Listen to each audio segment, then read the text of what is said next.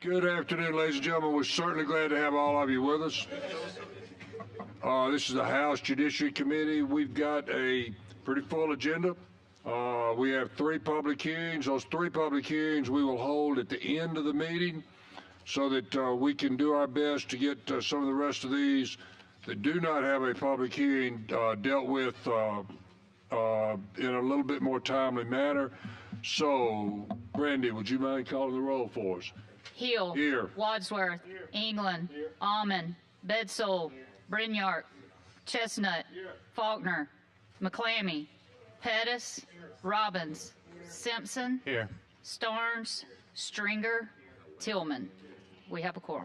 Got a quorum. We're glad to have all of you here. We have... Mr. Chairman, before we start, can I have a point of personal privilege? You sure may. I would just like to let everybody in the room know that today is our chairman, Jim Hill's birthday, as well as Philip Pettis are both celebrating a birthday today.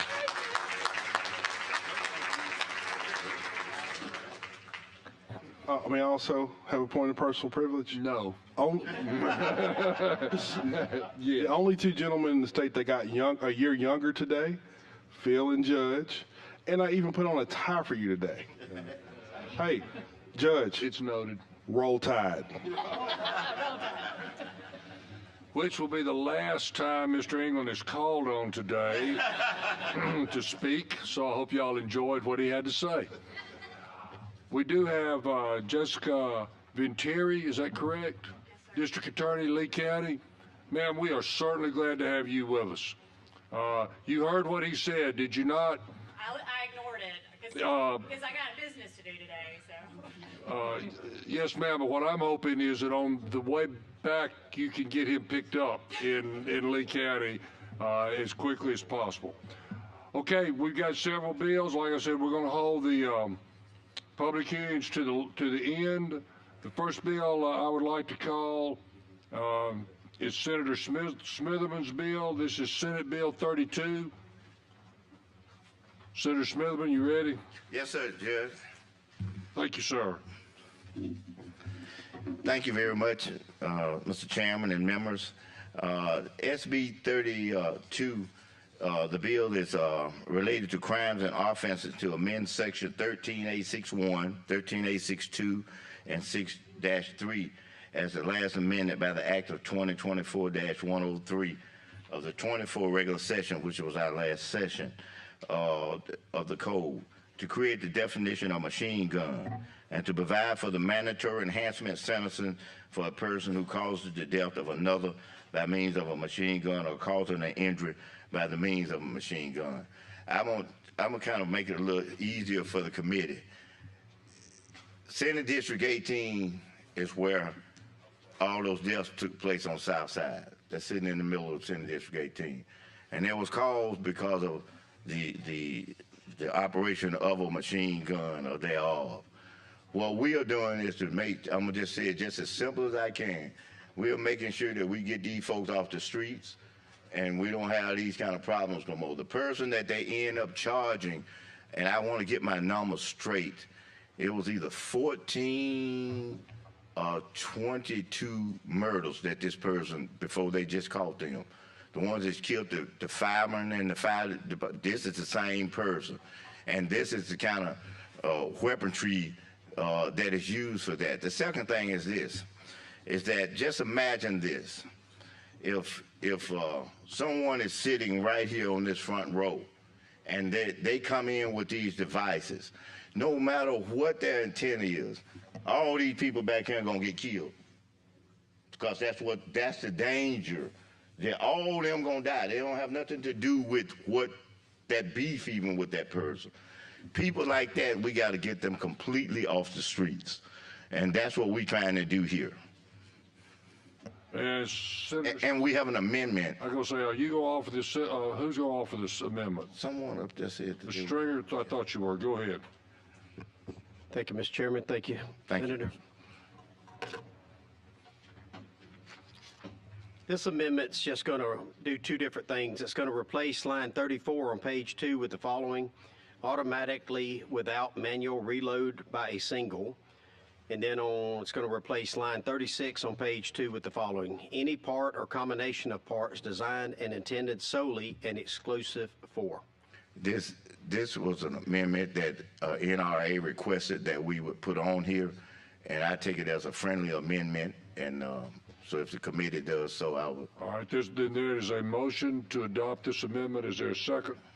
Second, we got a motion and a second to adopt the amendment. Are there any questions anyone has about the amendment? If not, all in favor of adopting this amendment, please say aye. Any opposed? Okay, we're now to, Senator, we're back to your bill as amended. Is there anything else you want to add? No, sir. All right, so I have a motion.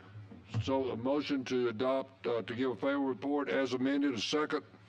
Second, thank you. All right, we got a motion and a second to give this bill a favorable report as amended. Or is there anyone else that has a question or a comment? Seeing none, all in favor say aye. Any opposed? Senator, thank you a lot. We appreciate it. We appreciate the bill, and you got a favorable report as amended. Thank you, sir. Appreciate you. Thank you, Mr. Chairman, and thank you all for helping me make the streets a lot safer, not only in Jefferson County and Birmingham, but in the state of Alabama. And if I can be excused, I'm going to go to confirmation. Yes, sir. You certainly can, but you're always welcome, Senator Smitherman. You come back anytime you want to. Thank you, Judge. Thank you, committee. House Bill 202, Chairman Reynolds. There you go. Thank you, Mr. Chairman. I want to thank you and the committee for your patience with this very important legislation for law enforcement in Alabama and important for the community as well. Certainly also want to start out with a public appreciation to Representatives McCampbell, England, Chestnut, Tillman, and Hendricks. On that Thursday afternoon, we were all trying to head home. They chose to stay with us for about 2 hours. Met with Lee in the governor's office and made some recommendations that we concur with. And with that, Mr. Chairman, I think we'll have 2 amendments, and I think the amendment number 1 will be brought by Representative Tillman. Okay. Mr. Tillman, go ahead. Yes, Your Honor. Okay. Yeah, let's do that. Let's do this. I'm not sure if we adopted the sub on this last time or not. So I would accept a motion to adopt the sub. So moved. All right. Is there a second? Second. Is there any questions about the sub? Seeing none, all in favor of adopting the sub, say aye. Aye. Any opposed? Okay, your sub is adopted. Representative Tillman, you got an amendment. Please go ahead. Yes, Your Honor. Replace line 526 through 531 on page 21 with the following. 2, a defendant shall be entitled to assert justification and immunity under this section before a trial by filing a written motion, except for a good cause showing the defendant shall file any motion made pursuant to this subdivision at the same time as any motion the defendant makes pursuant to section 13A-3-2D2. Number 3, prior to the commencement of a trial and within 45 days after the defendant's motion is filed, the court having jurisdiction over the case shall conduct a pretrial hearing to determine whether force, including deadly force, used by the defendant was justified or was unlawful under this section. To the extent practicable, the court shall set the hearing on the same calendar day as any pretrial hearing conducted pursuant to section 13A-3-23D2 during any, and if you go down to 23, replace line 535 through 538 on page 21 with the following. That's the first amendment, correct? It is, yes, sir. No, sir. I think it's half the first Okay, amendment. on the back. Okay, it's on the back. On number 4 and on the second. Okay, it's on the back Line page. 25 starting. Page 2. Okay. On number 4, prior to the commencement of a trial and within 45 days after a pretrial hearing conducted under subdivision 3, the court shall enter a written order setting forth reasons why the defendant either possesses or lack immunity from criminal prosecution under this section. To the extent practicable, the court shall issue the written order at the same time as any order issued pursuant to Section 13A-3-23 if D. Replace line 540 on page 22 with the following. Preponderance of the evidence that the force he or she used include deadly. Replace line 544 on page 22 with the following. Number 5, if the defendant does not meet his or her burden of, move down, replace line 566 on page 23 with the following. That the force used was unlawful under this section, small I, no justification or immunity set forth in this section shall affect the legal standard applicable to a motion made in a criminal proceeding regarding the suppression for use of evidence of any obtained through an alleged unlawful search and seizure. Okay, now, Representative Tillman, you're offering that amendment? Yes, I am. Do I hear a second? Second. Chairman Reynolds, do you consider that a friendly amendment? I do, yes, sir. Okay. So you've heard Chairman Reynolds considers this a friendly amendment. The amendment has been offered and seconded. Are there any questions to either Representative Tillman or Chairman Reynolds concerning this amendment? Seeing none, all in favor of adopting the amendment, say aye. Aye. Any opposed? Thank you, sir. So amendment number 1 is adopted. I think we have a second amendment. We do, Mr. Chairman. I think Representative Simpson will bring that amendment. Yes, Your Honor. I keep saying Your Honor, but it's your birthday, so I'm going to keep saying that. So if you all will look in your packet, it's labeled as Amendment 2 into the packet as opposed to just reading and going through it. For the most part, it's just clarifying some of the clerical issues that went through. The only language, like for instance, if you look on the first page, replace line 86 on page 4 with the following, and that is on page 4, line 86. It says function or performing is the current language. This changes it to function or pursuing. Some of the stuff is technical into the specific statutes that are requested that are named through here instead of section 1-2. If you look on the back, some of the stuff is regarding section 65338.2. The only addition that is included in here is if you look at your amendment page 2, bottom of page 1, top of page 2, replace line 189 on page 8 with the following. Time of law enforcement officer's conduct, and then it creates a new subsection C.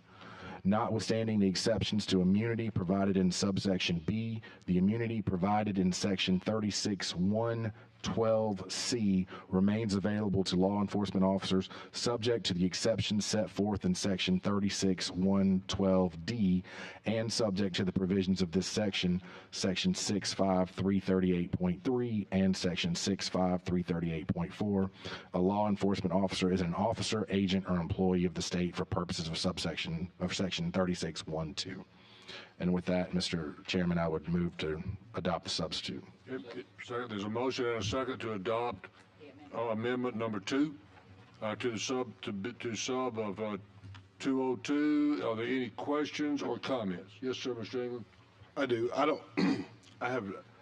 I'm trying to figure out what that means. And it says, notwithstanding the exceptions to immunity provided in subsection B, the immunity provided in 36(1)(12)C remains available to a law enforcement officer subject to the exceptions set forth in sections 36-1-12D and subject to the provisions of the section 6(5). Practically, I mean, what does that mean? It's applying the different subsections. Sometimes in here it's listed as subsection 1.2.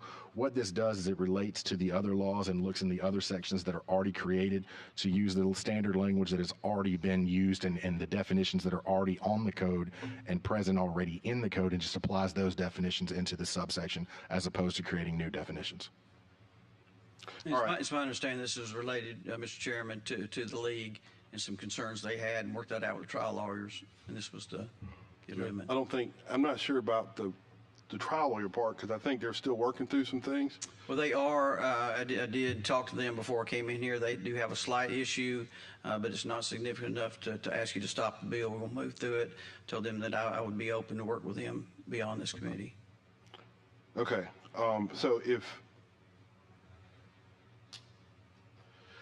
Section 4 of the substitute says Section 6-5-338 relating to peace officer immunity is hereby repealed.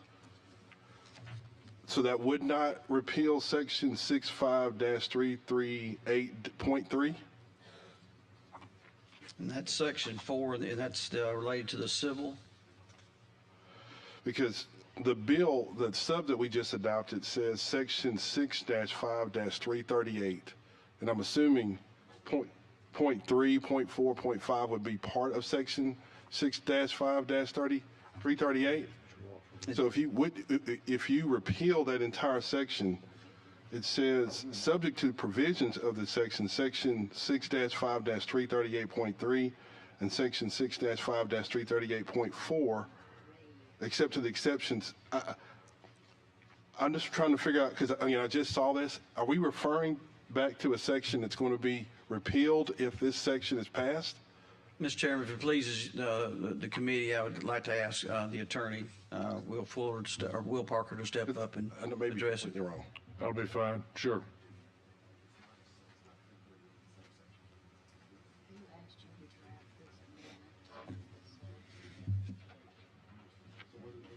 Go ahead, sir. Mr. England, I think I'm following your questions. So if I can just kind of walk you through what we're doing with this.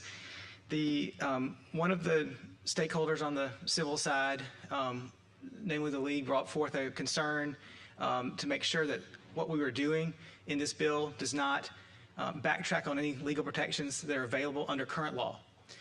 So if you remember, 65338 existing is a single statute that confers immunity on peace officers.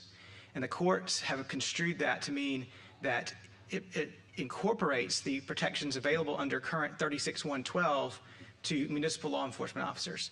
36112 is the statute that codifies the state agent immunity. And at one point, I guess there was a question of whether local police officers are state agents. So what we're doing, and the courts have now agreed with that. So that is the question that I asked initially last week. Yep. So this is an effort to draw municipal officers into what state troopers and sheriff deputies already have in terms of the immunity that they get from the Constitution. It's maintaining uniformity of treatment among all law enforcement officers, whatever level you're in, but also ensuring that the municipal officers are not, since we are repealing 65338, the only way the municipal officers currently get protection under 36112 is through 65338. So we realize we've got to find a way to make sure they retain the protections they have. There's a much easier way to do that than this. I mean, a much easier way. And actually, that easier way would probably take this bill from 22 pages to about 3. Simply because that statute that you're trying to repeal, if you just added some language to that statute, you'd get to a point where you create additional immunity for municipal officers. But I get the other federal, I mean, you're trying to do things with the civil and the criminal law. Procedural things, but you will ultimately get to the goal you're trying to reach without 20 other pages here that are quite, in my opinion, quite confusing. And in this subsection right here, you're referring back to a section you're trying to repeal to create immunity for officers that already exist for state troopers and deputies that you're trying to give to municipal officers. Like, I'm not exactly sure that this language even accomplishes what you're trying to accomplish. But I mean, it's something that we can, because this is the first time I've laid eyes on it. Right. This, just before we got here. But I'm telling you that there's a lot easier way to do this. It's probably a lot less objectionable in terms of creating additional immunities for law enforcement officers by taking what already exists in code and just applying it to municipal police officers. of course, the response there, Mr. England, is that at that point, we are not providing the additional protections that are available in the other parts of the bill. So we think we've got it all figured out. We obviously have agreed, Mr. Chairman, to continue the open lines of communication if we need to, but we think we've got it worked out, hopefully. Anything else? Not at this time. Thank you. Okay, I've got a motion to amend it. Hang on, but let's do this. Am I gonna get a second before we go into a lot of discussion? Okay, now there's a motion, a second to amend the bill, and now, Mr. Chestnut, please. I just had one question. Is this going to have prospective application? Because there was a big deal this last week up in North Alabama, and I'm just, I'm kind of concerned about something applying to something that's already happened. Well, I think, Mr. Chairman, if I may, I think I know what you're referring to because I had several calls, and my comment to that is a perfect example for a judge, as you know, to say in this hearing that's outlined in this bill, to say that was clearly reckless and outside the scope of the officer's duties. So they would not seek protection on this bill. Right? Plus, also reading the bill, Mr. Chestnut, it says this act shall become effective October 1st, 2025. So I would just assume that anything that predates October 2025 would not be covered because this is not retroactive. That is right, Mr. Chairman. Okay.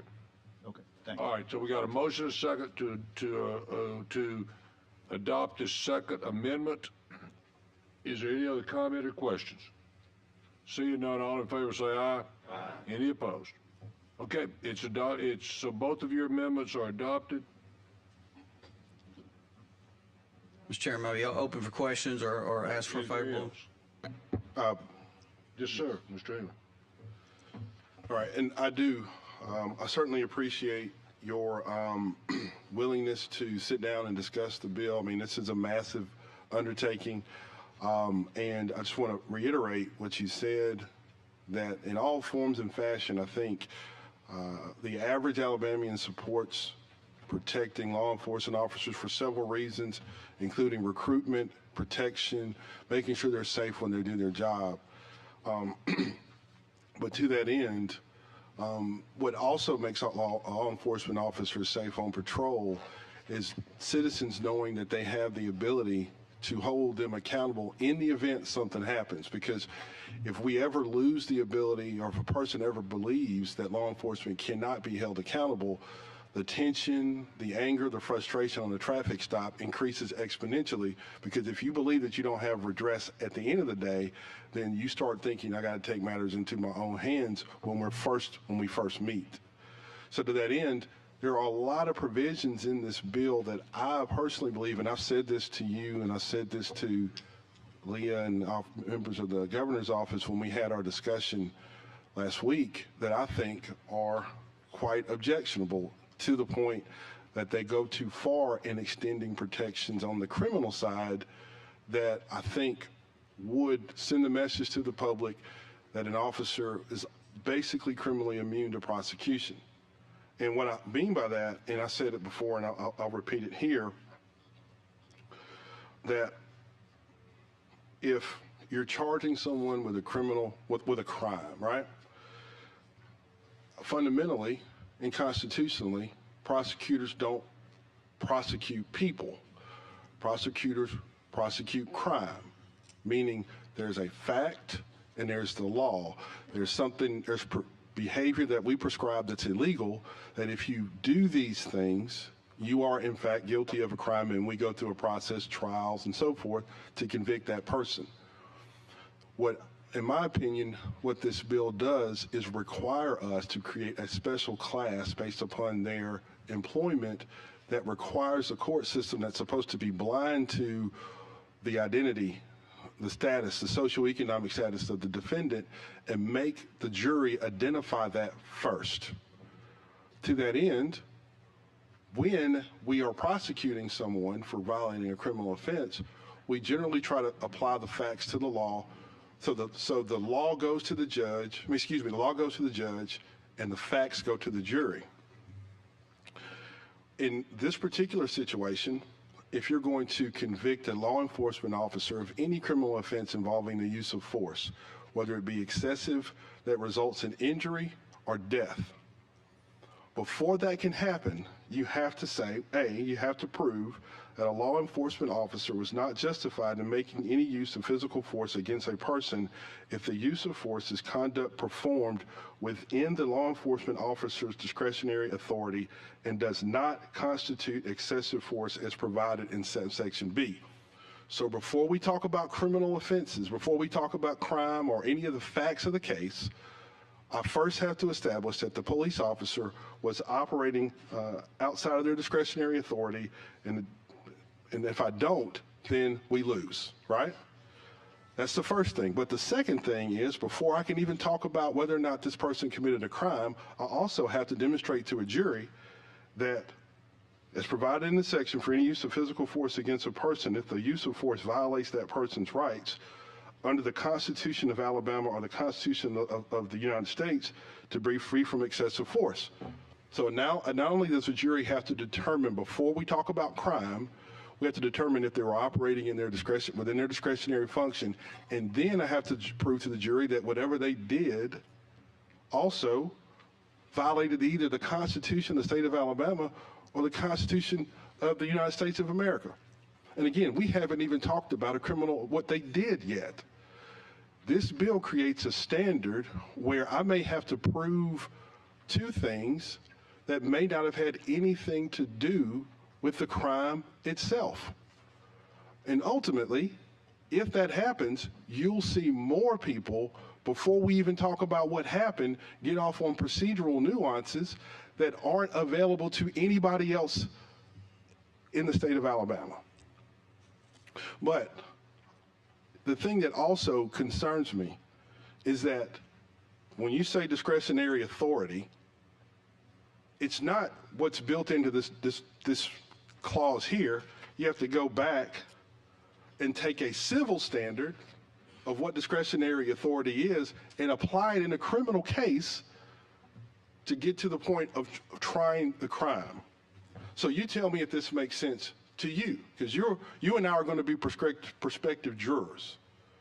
So at this point, if an law enforcement officer says I'm immune, okay, and I'm based on my discretionary authority, now you listen to this, and this is what's going to be read to a juror.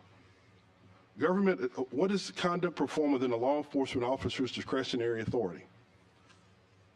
Juror, governmental conduct by a law enforcement officer performing a legitimate job-related function or performing a job-related goal through means that were within the law enforcement officer's plausible power to utilize. In determining whether governmental conduct was performed within a law enforcement officer's discretionary authority, a court must put aside that the conduct may have been committed for an improper or unconstitutional purpose, in an improper or unconstitutional manner, to an improper or unconstitutional extent, or under improper or constitutional inappropriate circumstances. And to set aside any ill intent, the court must determine whether, if done for a proper purpose, the conduct was within or reasonably related to the outer perimeter of a law enforcement officer's governmental discretion in performing his or her official duties. Now, what does that mean? Well, a few things. First of all, and I appreciate that question, and let's talk about that confidence with the community. I sense that we need that same confidence within our law enforcement officers, that they can perform their duties, sometimes at 21 years old, and put them in a situation within 3 seconds, have to make that discretionary authority decision there. And I think if my count is right, we lost 4 police officers nationally this weekend, just during the weekend. And I think this bill is important to ensure that confidence. And when you say to a jury, you know, this bill takes it to a hearing. That hearing is not in front of a jury, right? That's in front of a judge. Actually, no. The immunity hearing is in front of a judge.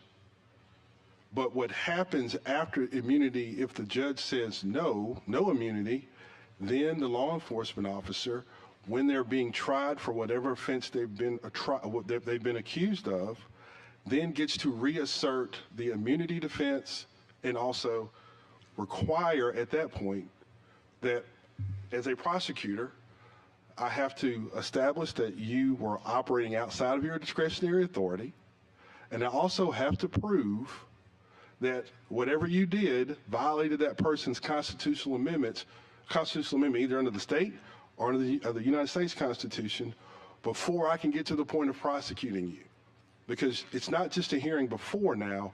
When you adopt these provisions and take this civil standard and drag it into criminal law, now it becomes part of what I have to prove in the event that you raise the immunity defense. As it currently stands, if you, as a law enforcement officer, assert defense by use, a self-defense, for example. If you assert self-defense, then the judge has to tell the jury what, in their instructions, what self-defense is, and it has to be part of their deliberations. Since if we adopt this new standard, this federal civil standard will become part of our criminal case in chief. So the jury at that point will have to take whatever that definition is, and in their deliberations, mind you, they'll have to set aside all ill intent to determine if what they were doing was within their discretionary function, and then have to determine if it violated the Constitution.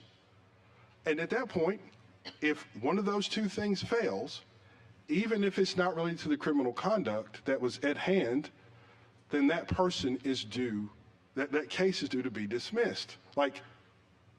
Because that now becomes part of what you have to prove, especially if the police officer then asserts that as a defense. So all of these standards, these civil standards, become part of jury deliberations in criminal court. So remember, if I may, Representative England, so if we're at that first hearing, an officer has already been indicted, right? So that's gone to a grand jury. And I ask you as an attorney, did they consider all those options at the grand jury level when they indicted our police officer and arrested him? Do we not owe that police officer to pause and hold this hearing, a hearing that can then be appealed all the way to the Alabama Supreme Court before we continue criminal? No problem there. Right, okay. It's what we do already. And then otherwise, I think, Mr. Chairman, we talked this almost 2 hours last Thursday, and I had two great attorneys at the table. One of them was a prosecutor. They disagreed. But there's nothing. A law enforcement officer can't continue to debate this. There's nothing to disagree with here. Procedurally, that's what happens.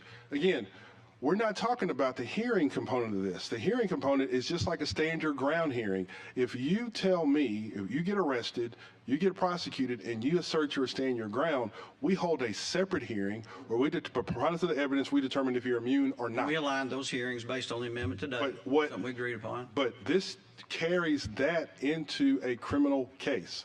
So again, I'll just read it to you.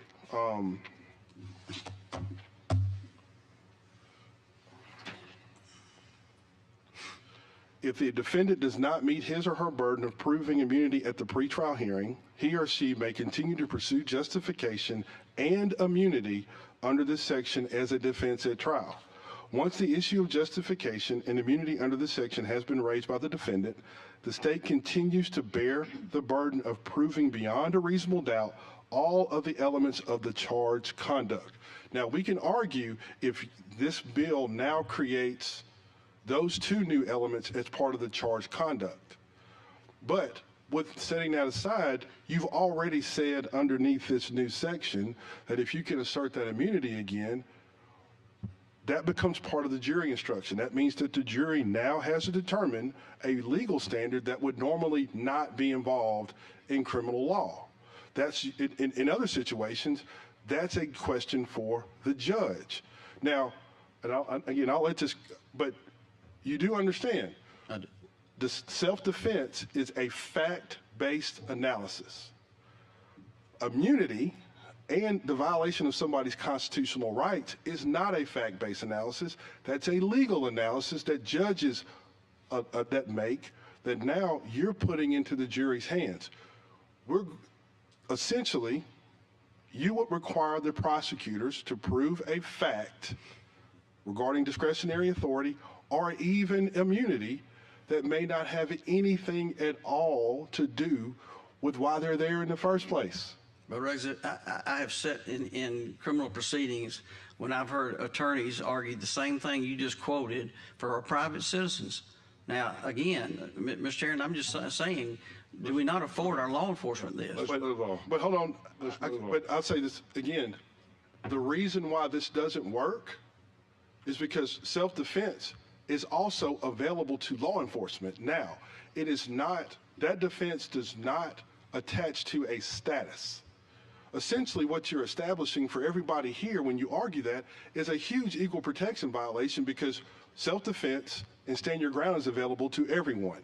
This particular new standard of what you'd have to prove would only be available to people based on a status, which in most situations isn't constitutional, especially considering that we all bear the same burden of being proven guilty beyond a reasonable doubt, and this takes that beyond. I would think that in a criminal proceeding, in that hearing, that if self-defense has already been established, then that judge would rule and the officer that he did act within the scope and duties of his job. Okay, here you go. We got you. Y'all, we can talk about this all day. You can vote any way you want to. Mr. Simpson, got anything else? Judge, I do have a couple of amendments to offer as well. Go ahead. Because I think this is better served in two different bills. That a bill that deals with civil and another bill that deals with criminal. But the first amendment I offer is on the civil side of this. I know that when we were meeting about this, we had a discussion about what the civil standard is. And again, I've talked to a lot of lawyers, judges over the course of the last week, and no one knows what the would have known standard is. I keep being told that it's in case law and statutes, but no one has ever been able to show me that. What we are familiar with in the state of Alabama is know or should have known. So the amendment I offer is replace on line 65 on page 3 with the following. Law enforcement officer knew or should have known of it in a comma in any of the, on line 76 on page 3, it says circumstances knew or should have known that the relevant conduct, and then replace on line 188 on page 8 with the following: reasonable law enforcement officer knew or should have known. And that is something that's a standard, that we are familiar with. It's been litigated. It's a clear objective standard in terms of what Alabama law already is versus a would have known standard that there is no precedent on. And I've asked several people where that comes from and what it means. So versus trying to change all the law and create a new standard in Alabama, it just makes more sense for me and I think for the courts to apply a standard that we're already used to. So with that, I offer the amendment. Is there a second to that amendment? Okay, thank you. Do you understand it? Mr. Chairman, I do, and we discussed this at length, and it's my understanding, and certainly don't mind bring Mr. Parker back up here, but that is tied to more recent case law to where that verbiage was changed. Am I accurate on the criminal side? That language is tied to more recent criminal law. Yes. Step up. And we're trying to make this consistent. You understand what Mr. England's amendment is? I think so. She wants to change would have known to knew or should have known. I have not seen it, but I understand the point. We did talk about this in our meeting last week. We have provided you, Mr. England, with a memo that cites a number of cases that, oh, it's the footnote. It's footnote 1. If you pull up your memo, we've got, I can't remember how many cases, but it's a number from federal courts, state courts. In this context, would have known is what is used. That's the first point. And the second point is that our bill, if you keep reading our bill, it says the officer would have known that the law was clearly established in 3 specific instances. So to the extent you're worried about what the constructive notice standard is, we're spelling it out. We give you those scenarios. So it is, and it's again consistent with federal qualified immunity doctrine that's been on the books for decades at this point. So very hesitant to recommend on our end to depart from that language. So does that help? Okay, then here's my question to you, Mr. Chairman. Do you treat this as a friendly amendment, or do you want it laid on the table? No, sir, I would ask the committee to lay it on the table. Okay, the Sorry, Judge, I've got a question on the all amendment right, but before we. right now, what he wants it laid on the table. Sure, I'll let you ask your question. Go ahead. Because that, sorry, Representative England, do we have that amendment in front of us, or? Yes, it was in your package. Okay. We did not. I made sure we got our amendments to you early this morning. but And I guess I have can I ask a question to the attorney that came up?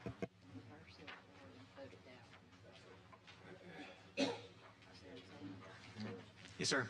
So you know, this is my fault, but you said that in the bill it defines would have known, or gives a kind of a explanation of that standard. Where is that exactly? So I can read it. And do you have a copy of that memo that you just mentioned that we could take a look at so the whole committee could see it? I do. It was provided to the members we met with. So I don't know if they would be willing to share it. I actually don't have I didn't bring a copy with me, but I know that your colleagues should have that. The would have known language is relevant. There's one place in the bill where it's relevant. Let me start there, which is on page 8. If you see on line 178, we're in subsection B. That is the subsection A above sets out the general rule of legal protection available for law enforcement officers. Subsection B sets forth 2 exceptions. And if you look at B 2, it says that the law enforcement officer shall not be immune if the conduct constitutes a tort against the plaintiff that is actionable under the laws of the state, and the conduct violated a clearly established state statutory or constitutional right of the plaintiff, of which every reasonable law enforcement officer would have known at the time of the law enforcement officer's conduct. So that's where you see the substantive use of the term, the phrase would have known. The definition clearly established is on page 3, beginning at line 63, and it begins, a state statutory or constitutional right is clearly established, and a reasonable law enforcement officer would have known of it in any of the following circumstances. So that's where it picks up. Yes, sir, Mr. Chestnut. Yeah, so I just have a question. I did look up one of those cases. I think one of them is White versus Pauley, but it didn't say what a reasonable officer would have known. It says what a reasonable person would have known. And here you put a reasonable officer, which is that would create a different standard than the 11th Circuit case law. So I can't speak to what any one of those cases say on that particular point. I know that we've got that would have known because that's what was asked. The language in the bill has been, at this point, agreed by a lot of folks who are interested in the bill. So I know that might have changed on that particular point. But I think, again, the purpose of the bill is to provide enhanced legal protections to the law enforcement officers. Potentially, it strikes me that the difference you're describing, in theory, would serve that purpose, whereas the other change would go backwards, and we don't want to do that. Okay, thank you. Mr. Parker, hang on a second. Is there any other comments or questions? My procedural committee chair to my immediate right has told me that since the chairman is not a member of this committee, he cannot make a request to lay it on the table. Consequently, go ahead. Make a motion to lay it on the table. All right. Is there a second to? Okay, so then we get back to where we are.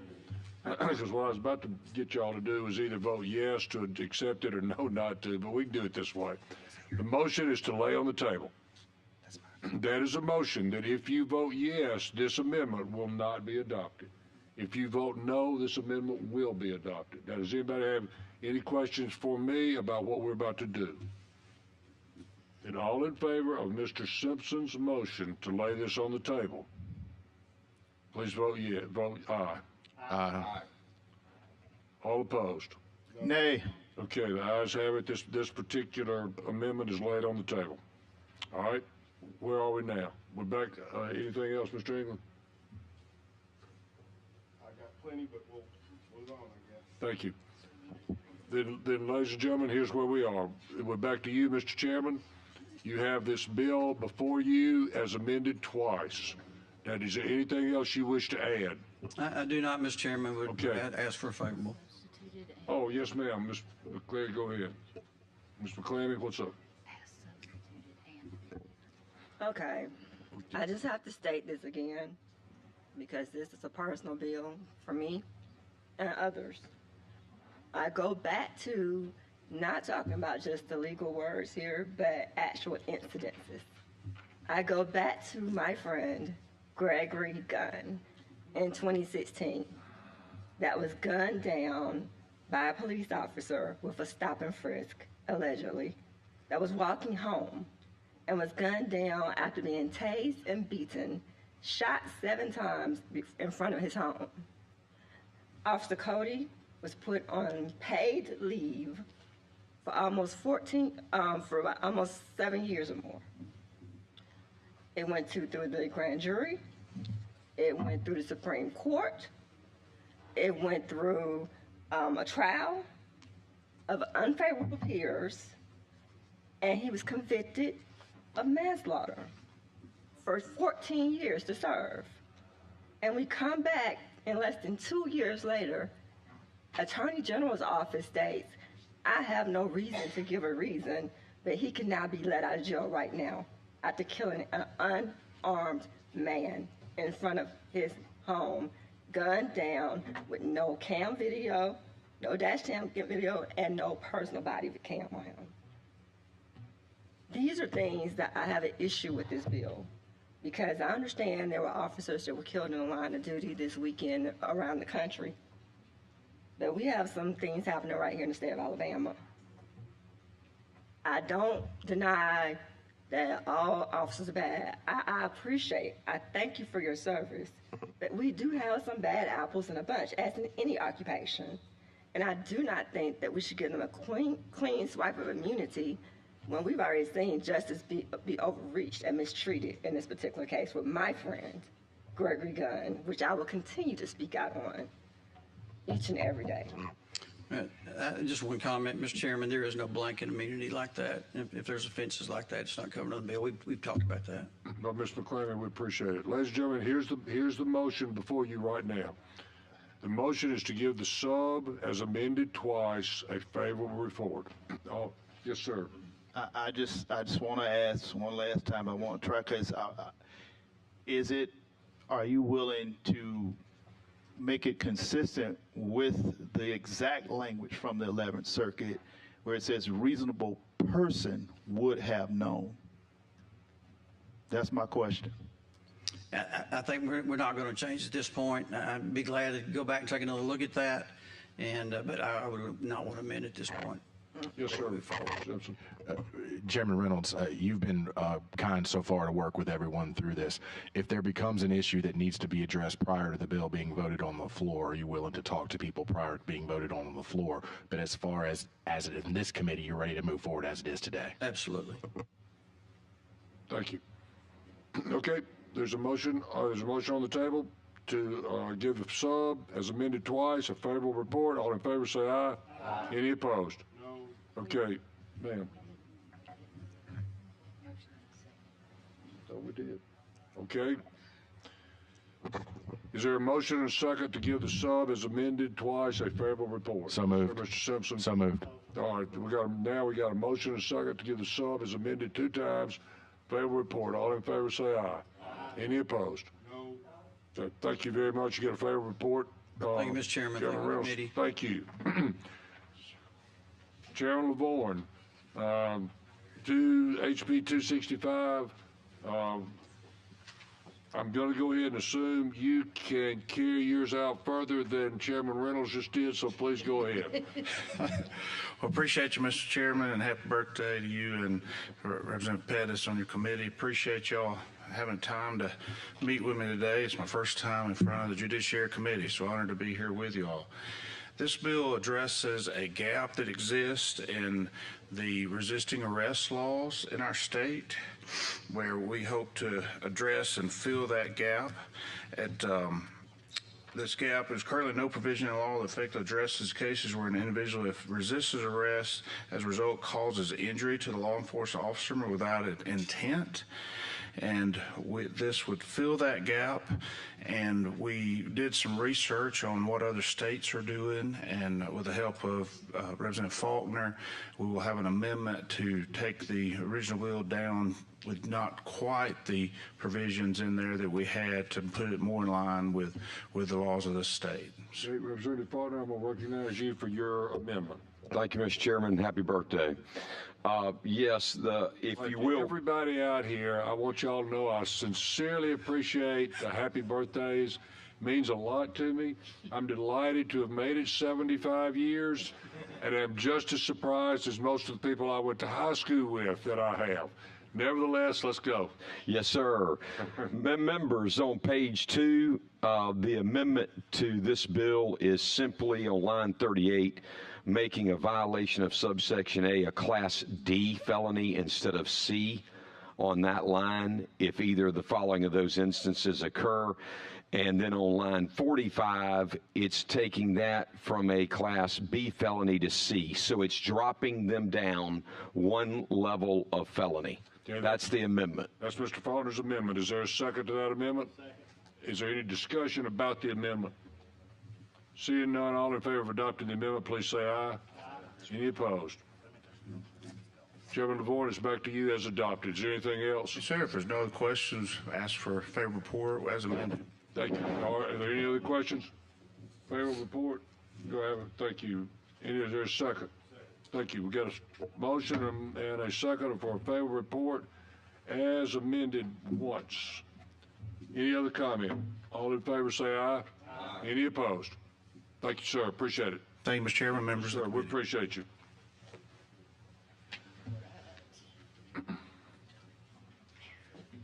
Representative Butler, okay. I knew you told me you thought you were going to be a little late, but obviously we made it where you could present. Y'all did good on that. Thank you, sir. Thank you, Judge and members. So how about, let's talk about HB 251, okay? Yes, sir. This is a bill we had before you briefly last year at the end of the session. But this bill would provide that a sex offender convicted of a sex crime with a victim younger than 12 would not be allowed to have a P.O. box, video game, cell phone with internet access. And this bill would provide that the Board of Pardons, Paroles, under court, as a condition of release, may require the adult sex offender to receive sex offender treatment, which may include polygraph as well. 38 states are doing this now, and we are one of the 12 that are not, and we were hoping to make it 39. Okay. Does anybody have any questions about HB 251 for Mr. Butler? Yes, sir, please.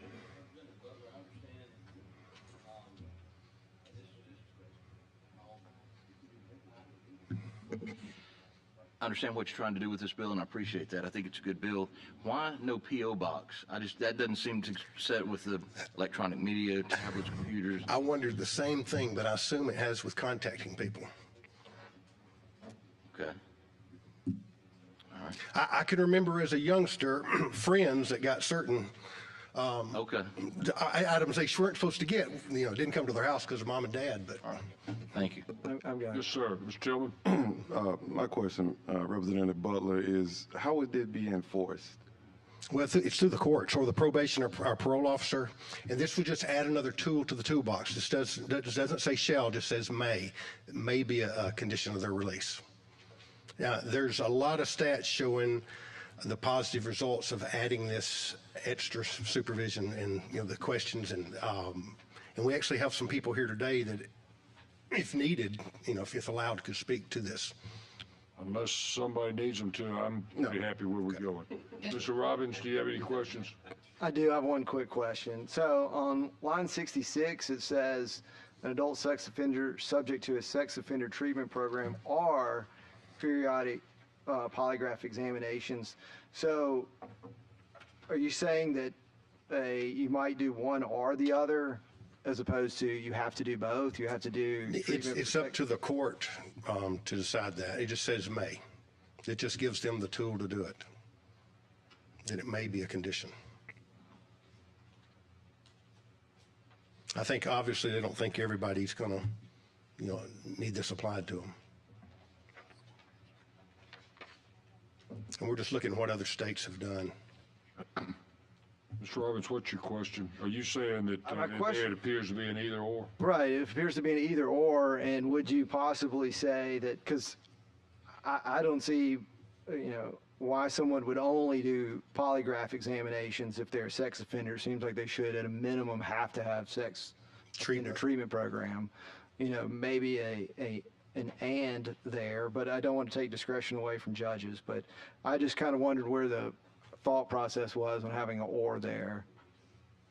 And if, as Representative Simpson said, if we need to review this bill a little bit more and make that change, would you be willing to do Oh, absolutely, yes, sir. So are you saying that you think the word may should be in there somewhere?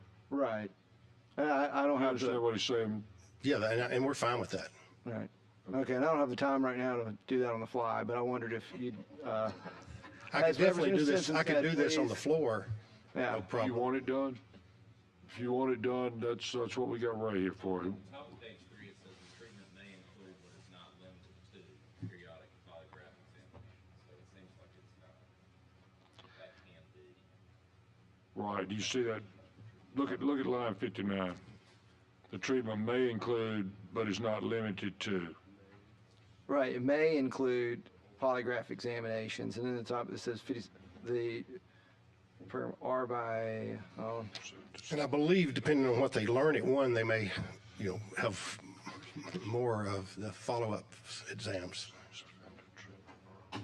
right, and it may require the sex offender to receive sex offender treatment. So you may have the sex treatment program, or you may have the polygraph exam. And so I see, so they're saying if you are subject to that treatment program or you're subject to a polygraph examination, then you have to pay for it, basically. Okay, I get it. No problem. You okay with it? I'm good with it. Mr. Starnes, did you have a question and or comment, either one? Yes, sir. Representative Butler, I was a probation and parole officer for 25 years, and this is a great bill. I really do like it. My only concern is, where would you have a polygraph examiner? I mean, because I was in Prattville, Alabama, we have the luxury of Montgomery sending somebody, but if it's in the Black Belt or not close to the top 5, the big 5, where will we send them, and who would bear that cost? Mr. Chairman, may I ask, phone a friend real quick? Could I have Jeff Lassiter stand up real quick? He wants to phone a friend. Yes. Could you answer that? Because I don't know where all. But let's keep the comment to the question. Repeat your question again, please, sir. Right. Go ahead. I said my concerns were with the polygraph examination.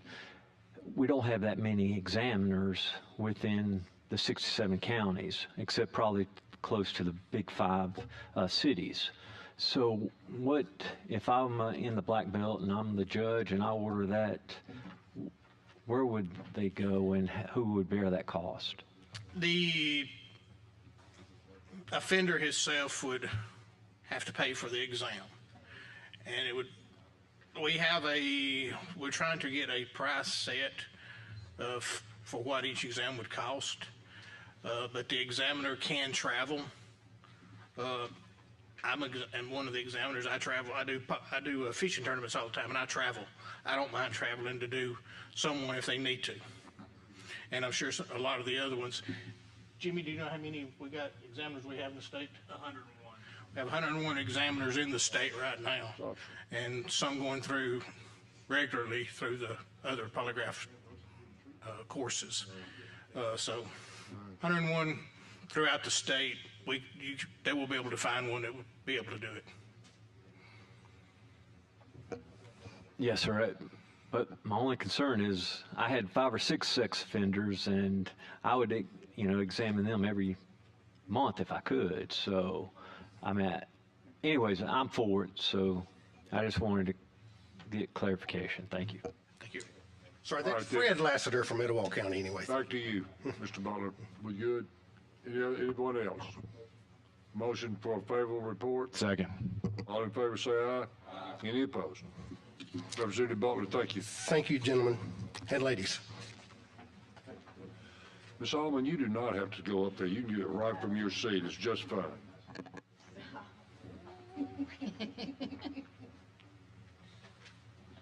Unfortunately, I don't hear so good, so I didn't hear it. Be glad you missed that.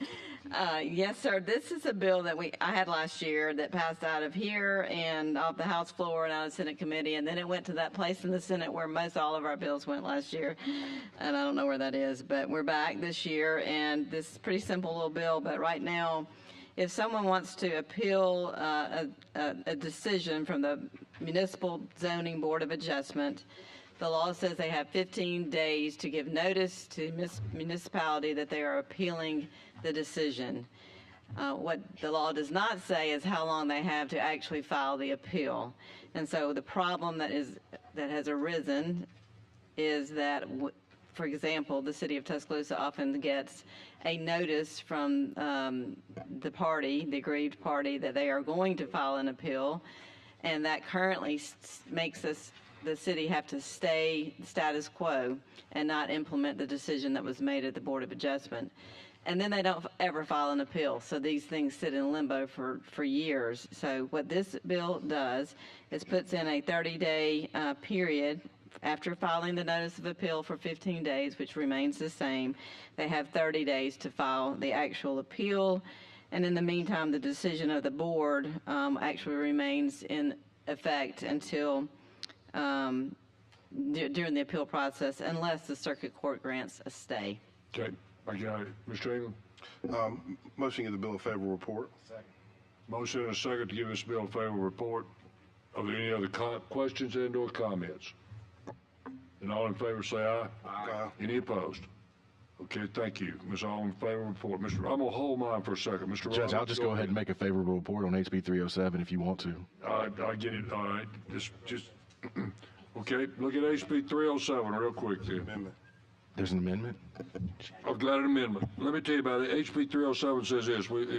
In certain circuits in this county, we have a tremendous backlog in criminal cases. This gives the Chief Justice of the Supreme Court, in conjunction with the District Attorney and Attorney General's office, the ability to either shift a sitting judge from another county, or alternatively to take a retired judge and place them there in order to try to clear some of this backlog.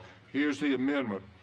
The amendment adds to that the presiding circuit judge of each circuit, in his or her discretion and in the best interest of justice, may reassign a case to any other circuit or district judge in the circuit without regard to division or specialty. So what this does is the amendment gives to the presiding circuit judge the flexibility to take a judge from a different part, or that usually does different work in their circuit, and assign that judge cases in order to efficiently manage a backlog.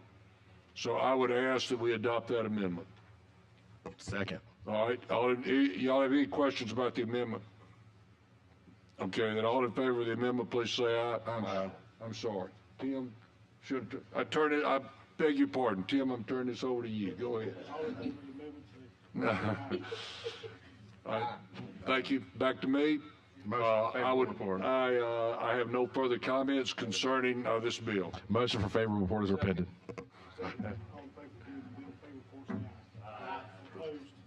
Thank you. Appreciate it. Favorable report as amended. Mr. Robbins, talk to us about workforce.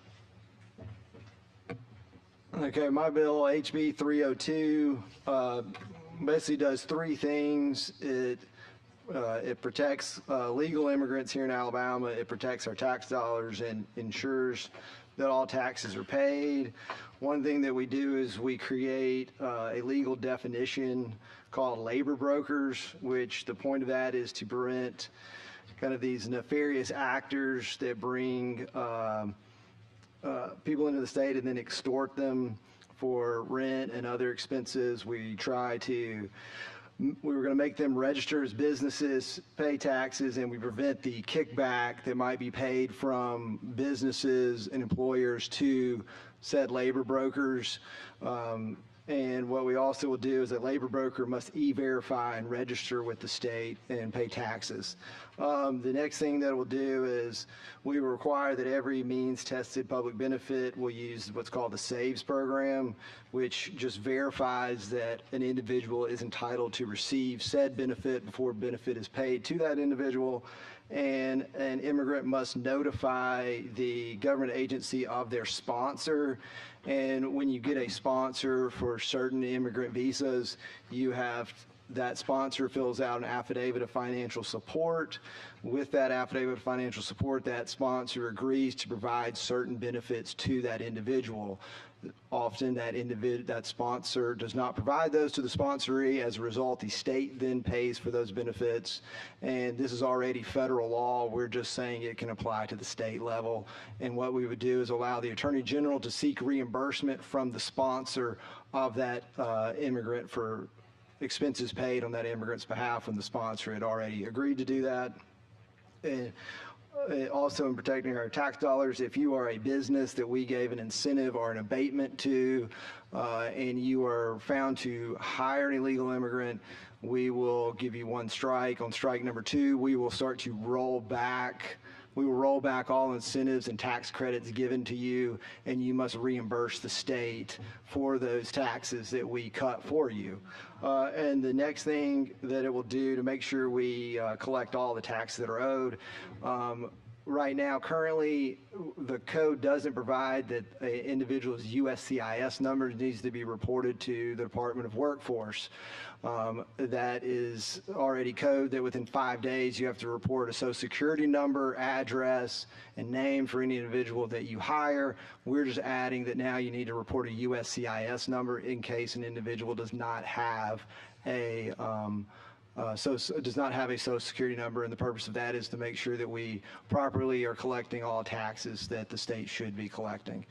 So really, this bill is, it's in my mind, I think it's pro-legal immigrant. It's pro-conserving our tax dollars, and if anyone has any questions, I'd be happy to answer them. Do you have an amendment on this? I do have an amendment. Let's talk about the amendment real quick. The amendment, basically what it does is it's something that we had intended to, in several of the drafts, this was supposed to have been taken out.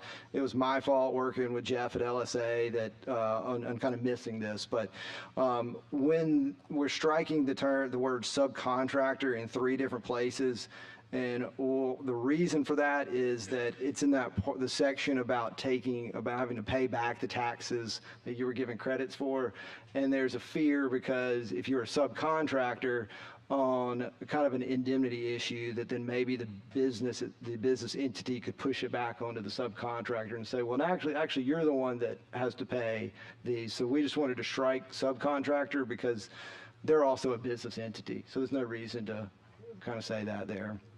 So that's your amendment? That's my amendment. Is there a second to adopt that amendment? Thank you. All right. Is there any questions or comments about the amendment? Seeing none, all in favor of adopting the amendment, please say aye. Any opposed? Okay, thank you. Back to you, Mr. Robinson. You ready? Anything else you need to add? With that, I ask for a favorable report. Okay, Mr. Robinson has made a motion for a favorable report as amended to his bill. Is there a second to that? Thank you. Any questions or comments? I have a question. Yes, sir, please. All right, and I may be missing it, and I'm sorry. So please forgive me, but practically, what are we doing? Like, what does this bill do practically? Well, practically, it does, I guess I say it does the 3 things I said at the beginning. Really, what prompted this bill was I met an immigrant, talked with him, talked to others, and explained to me how they were being extorted in many ways. And that's where we tried to create that definition of labor broker. Yes, there's already labor human trafficking, but what we're trying to do, and I'm not sure if every person will even register, but we want to try to capture those individuals that are bringing labor into the state and getting kickbacks from maybe an employer, maybe a staffing agency, and then that labor broker says, well, now you owe me so much money for the gas to bring you here. Now you owe me so much money for the rent in the house that has 20 people living in it. Now you owe me money for transportation to and from the job. I'm not sure saying we'll really be able to capture all those people, but really that's what the labor broker term is trying to do. We're trying to, it's you know, do I think it's perfect? Not, it's the best we can kind of do to kind of capture those people and make them register as a business in the state. So one, we know who is doing this, and they must e-verify that they're actually bringing legal immigrants in the state, because when people are bringing and have that level of extortion and control over an illegal population, it causes people to not report crimes. It puts them in very dangerous situations when someone has that much control over them. And so is it perfect? I'm not sure if it is perfect, but it's at least something to say, hey, who are you? What are you doing? And are you bringing people into the state? You know,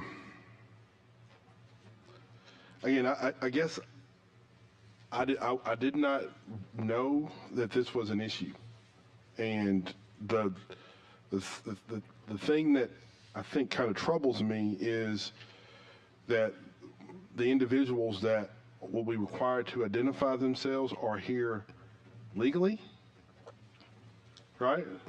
Say, what's your question? I mean, the question, so the individuals that would be getting a number and identifying themselves are the ones that are here, individuals that are here legally?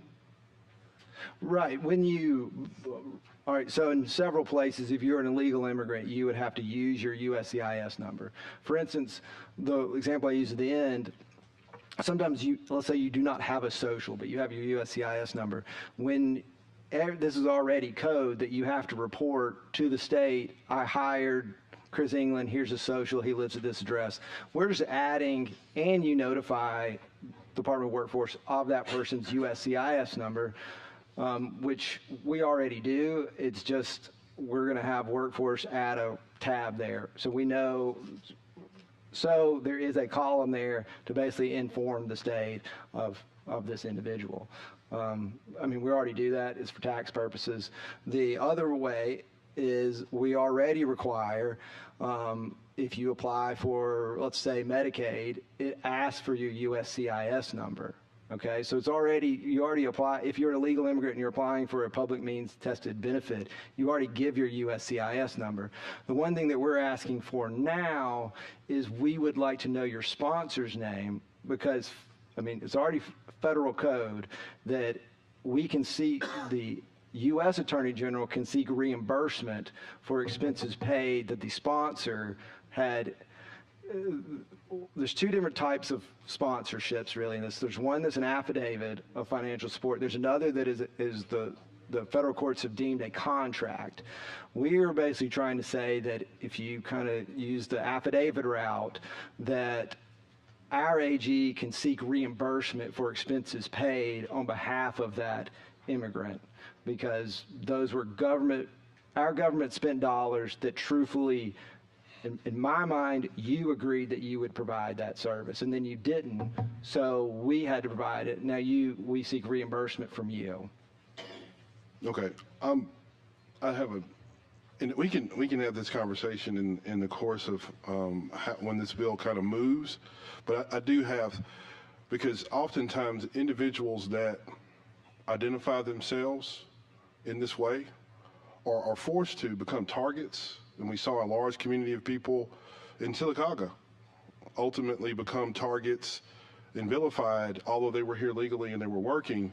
That, you know, it kind of, I guess, anytime somebody requires you to enter to, you know, I know you said federal law requires those things, but it's just,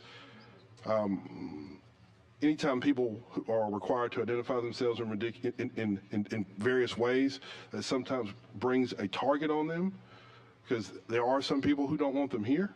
So that's just something, but it's something we can have a conversation with as we kind of move forward, because as you mentioned, a lot of people are, you know, they become victims of crime and they don't report those things and so forth, and the likelihood that they get discovered and so forth.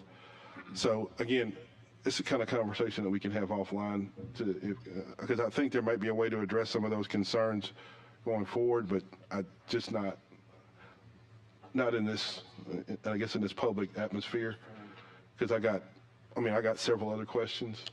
So I'll find you later. Okay, I'm happy to talk with you anytime and take any recommendations anyone has on language. Yes, sir, Mr. Farley. Yeah, Ben, I was going to ask you, I mean, I haven't spent a lot of time on the bill. I've heard, though, your explanation. Have you heard that the labor brokers, I was interested in that was in your bill, because I've heard that a lot of these labor brokers now are controlled by the cartels. Is that through your research? Have you heard that? Well, yes. I mean, that's the kind of term, if you want to get real, like, not technical, but like what you might hear, and some people use the term called coyote sometimes, where you might get people, bring them here, and a staffing agency might say, hey, can you bring me 100 people?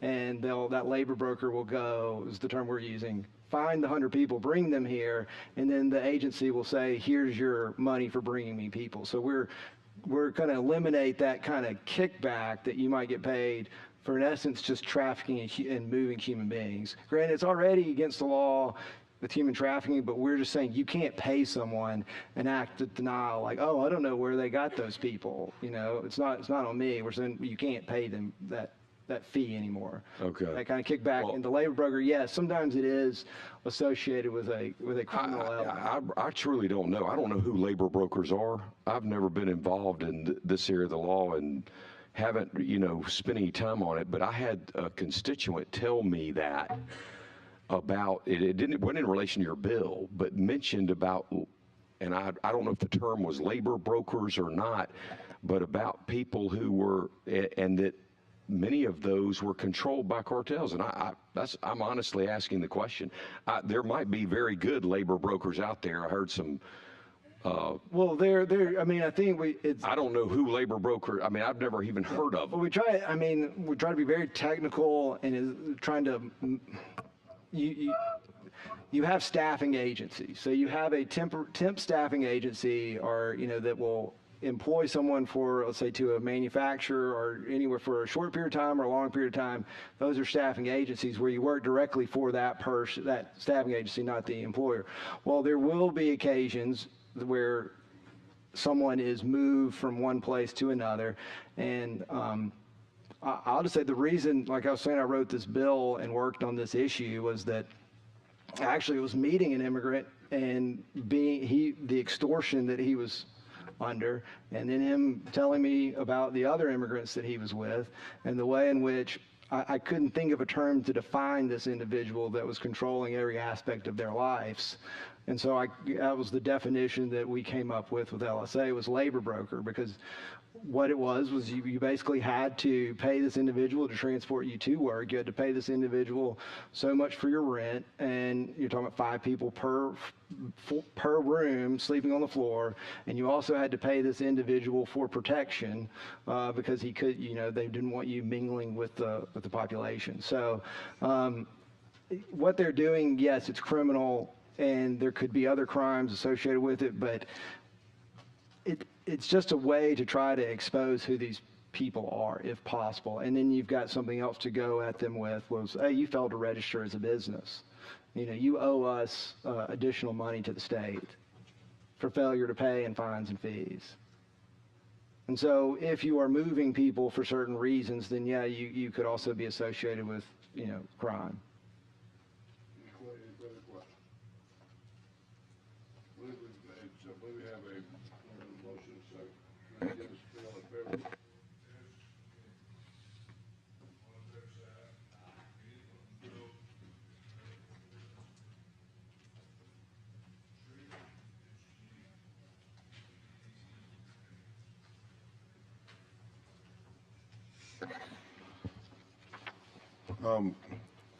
Late recognition. We've House Bill 58, as I said a couple of weeks ago when we had a hearing on it. that when we passed the permitless carry bill, or permitless carry law, we put in a provision that said any person who knowingly possesses a pistol or firearm concealed on or about his or her person or in a vehicle occupied by the person and who is asked by a law enforcement officer operating in the line or scope of his or her official duties whether he or she is armed with a concealed pistol or firearm shall immediately inform the law enforcement officer that the person is in possession of a pistol or firearm. When the bill was initially passed, there was no penalty.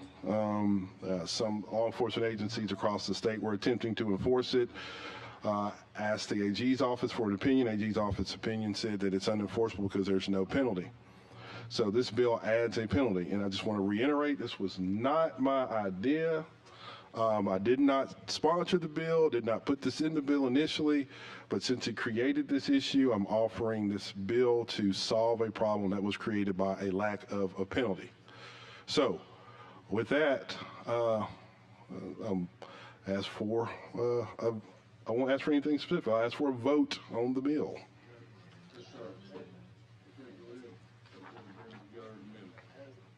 Yes, I mind. A couple of weeks ago when this issue came up, I know, Chris, you're trying to fix a problem in the law that was passed 2 years ago. I was not here when that law was passed and had no vote on it, but that part of the bill would have caused me some problems, and I kind of discussed that a couple of weeks ago. So I've come up with an amendment that would just remove that obligation, and it goes to Section 1, Section 13A-11-95, Code of Alabama, providing one's duty to inform a law enforcement officer if in possession of a concealed pistol under certain circumstances is repealed. So it just would repeal that portion of the constitutional carry bill. Everything else about the constitutional carry bill would remain in effect. It would simply eliminate that obligation, which was the crime that was dangling out there with no penalty. And so with that, I'd ask for You offered that amendment. I'm offering that amendment. And what that amendment does is just remove the ask for it, doesn't it? That's exactly what it does. Okay, is there a second? I got a second. All right, we got a motion, second comment. I have a question. Judge. I would like to make a motion to lay that amendment on the table. You don't have to, if Mr. England wants to, he can. It's because he's a member of the committee. I just got that from my parliamentarian here. Mr. England can make that motion. Mr. England? Well, if you would like to, he can make that. Oh, excuse me. I'm going to go back to my office because y'all got some public hearings and Brady can just run those things. That'll work. Okay, motion to lay it on the table. Mr. Tillman, that's fine. So if you wish to lay this amendment on the table, your vote to do so would be yes. If you do not want to lay this on the table, in other words, if you want to adopt this amendment, your vote to do so would be no. All in favor of laying this on the table, please say yes. Yes. Yes. Any opposed? No. Okay, the amendment is laid on the table. Mr. England, it's back to you. Roll call. Roll call. Nobody asked for a roll call. Did you say it is laid on the table? Yeah. No, it's not. No. It is? No, it is laid on the table, my bad. Good. Absolutely All right. laid on the table. Okay.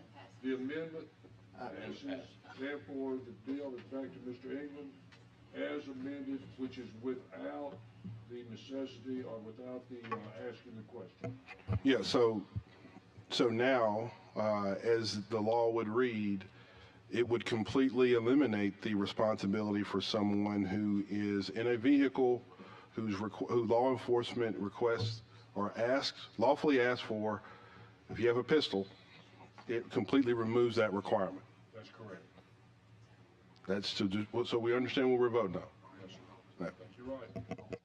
Completely removes that requirement. So it was laid on the table. So is there a motion to give the bill a favorable report as amended? And I'm not trying to cause a problem. We laid a motion to table it, we voted on the motion to table. Does that encompass the vote to accept it? We never voted to accept the amendment. The question was, do we accept the amendment or do we lay it on the table?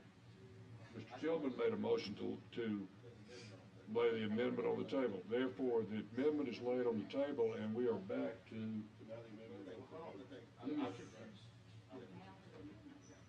Okay, the amendment's up for a vote. All in favor? Roll of call. The amendment, Roll call. And for Mr. Brinyard, please say aye. Any opposed? Okay. All right. The amendment is adopted. So, Mr. England, once again, it is back to you for the bill as amended. What do you wish to do? So the bill as amended just removes that requirement. Yes. So I guess we're looking for a motion. We are. All right, there's a motion for a favorable report as amended. Is there a second? Okay. All in favor of giving the bill a favorable report as amended, please say aye. Aye. Any opposed? No. Okay.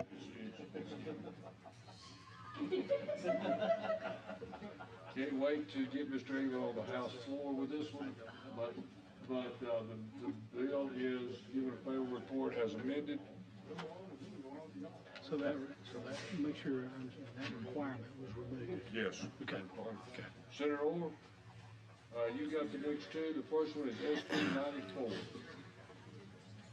Your troops are all tired and just ready to get the heck out of here and, help the poor senator to get his stuff there. The first one is not a public hearing, Senator. This I know, this is the API, the ALI bill. Yes, sir. Adoption.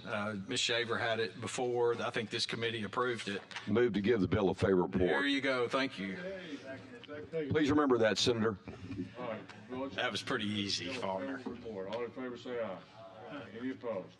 Now, Senator, unfortunately, the next one, there is You got an amendment and a public hearing. Yep. All I'm going to do, Senator, is I'm going to let you explain this bill to us. At that point in time, we are going to take the people who want to do this. I want you to understand that we will not vote on this today. If you have a question about it, I got several public hearings, but we will not vote on any of them. We've got some people in favor and some people that have opposed, but we're going to give you 3 minutes to speak as you wish to speak on this particular bill.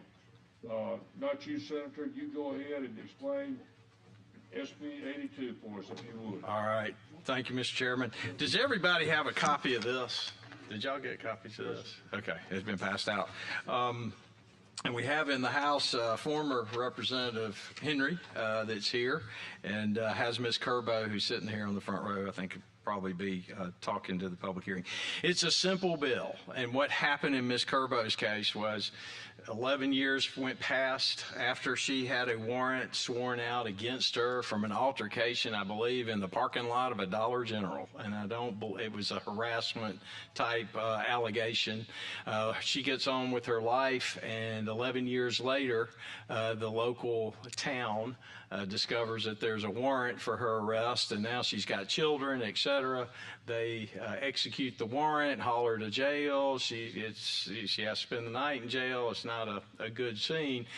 And so this bill is a simple bill and just says we ought to have a 10-year period, and if a warrant's not sworn for a B or C misdemeanor, and you see there's some exceptions to that, like sex crimes and some other things there in the bill, that if the warrant's not served, that it will lapse and go stale and be void and moot and go away. Or in non-lawyer terms, it will go bye-bye. So that's it in a simple term. We do have an amendment, Mr. Chairman. I believe you have it. Right, we're not going to offer it today. Right, but I'm going to tell the committee, I'd like to tell the committee what the amendment does is starts on line 470. It takes basically the state courts out and makes this bill apply to municipal courts, more or less. Municipal. So it will only apply to municipal warrants. Okay. Correct. That's what the amendment would do if we get that far next week. Right. So that's me, and I'll stand down, Mr. Chairman, and thank you. Ms. Kerbo, you are a proponent of this. Well, I'll wait, Judge. Sorry, we're not going to vote. Go ahead, Ms. Kerbo, please. We're not going to vote on it today, Mr. Tillman. We're going to have the public hearings because we got 3 of them. And we will certainly next week let you ask any questions or make any amendments that you wish to at that time. Ma'am, you got 3 minutes. Hey, thank you guys for giving me all the opportunity to speak to you guys. I just want to give you a brief background on me so you can understand a little bit more of the real weight of this issue. So I do have a past of addiction. From 2012 to 2017, I was an IV user, among other things. If you could imagine, I was the worst of the addicts that you could see. Since then, in 2017, I was arrested on some pretty big girl charges, some felony charges. I served my time. I did probation. I then applied for and was granted a full pardon, and then paid an attorney to do an expungement, of which I was granted as well. Putting all of that in the past. Upon my release in 2018, I have been a very active member in my community and church. I do a lot of recovery work. I am a part of Kairos and the advisory council on Kairos. I also have my own jail ministry at my home church in Daystar. I do a lot to give back to the community to try to prevent people from having to go through what I went through. On the day of my arrest, it was last year in February, it was 10 o'clock, 10:30 on a Friday night. Somerville City came, arrested me in front of my child, took me to jail, and all of this happened. The part that bothers me most about that evening is what it did to my daughter. My daughter was alive and well during my addiction in the past. Upon me being released from jail, I promised her, pinky promised, I don't know if those are sacred to y'all, but they are to us, her that I would not let anything or anyone take me from her again. This February night, on this 11-year-old warrant, broke that promise. As you can imagine, my daughter, 12 years old at the time, was standing at the door, mortified. When I come in to let her know that I was going to jail, she looked at me with tears in her eyes and stated, "Mom, you promised that you would never do this." She did not go to sleep that night until I came home at 4 o'clock in the morning. That's not fair. Was I guilty of this harassment charge in 2013? Yes. Had I been tried in 2013, I would have told you the same thing. However, that harassment charge was never even put into the system. So when I was arrested in 2017 and released in 2018, there was no hold. Nothing came up in my pardon or expungement hearings or anything else in the past. This bill is vital, I feel like, to the community. I have a good relationship with God and a good support system around me, but the sad truth is a lot of people that are fighting addiction do not have that. Me having all of that support, that 3.5, 4 hours in that holding cell, the only thing I could think of was relapse. The only thing I wanted to do was get high because I felt like, why? I've been trying for 8 years and then get kicked in the teeth for nothing. Most people that don't have my support would relapse after an event like that. 80% of relapses result in death because you go back to using the same amount that you used before you got clean. Your body can't handle it and you overdose. It's not fair to the community to be punished for something once you've done everything that you can to be forgiven for the actions of your past. That's just kind of where I'm at with that. And man, we appreciate you coming up here and sharing that with us. So thank you very much. We appreciate you. Judge Sturdivant, please. Judge Sturdivant is are you the president of the Municipal Judges Association? Yes, sir. Okay, and I know you're a city judge. President of the Municipal Judges Association of the state of Alabama. Good afternoon. Thank you all for your time. I see some faces I've met before. Mr. England, Representative England, Representative Faulkner. It's good to see y'all. We are opposed to this bill. We feel that the blanket nature of the treatment of warrants that are more than 10 years old and really what amounts to an extinguishment of any warrants that are older than 10 years. You have offenses such as stalking, resisting arrest.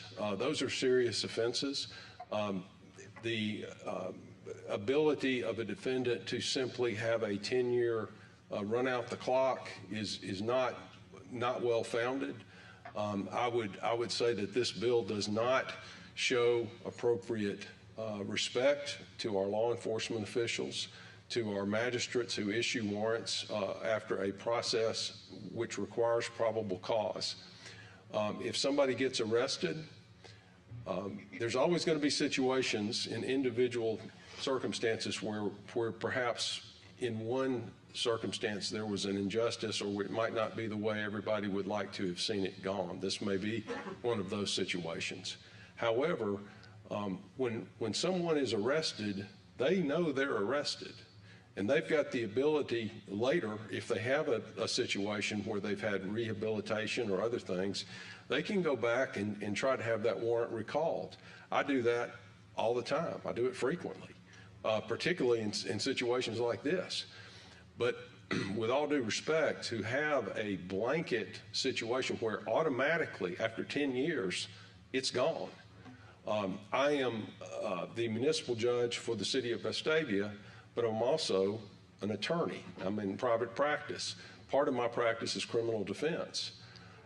Criminal defense lawyers are generally pretty savvy folks, and they're going to be able to tell a client, hey, you know, if you've got this warrant, just let it lie another few years. It's going to be gone, and it could be resisting arrest, it could be stalking, it could be other things that are serious. There are Class B and Class C offenses that I think most of us would feel pretty strongly about if we were the victim.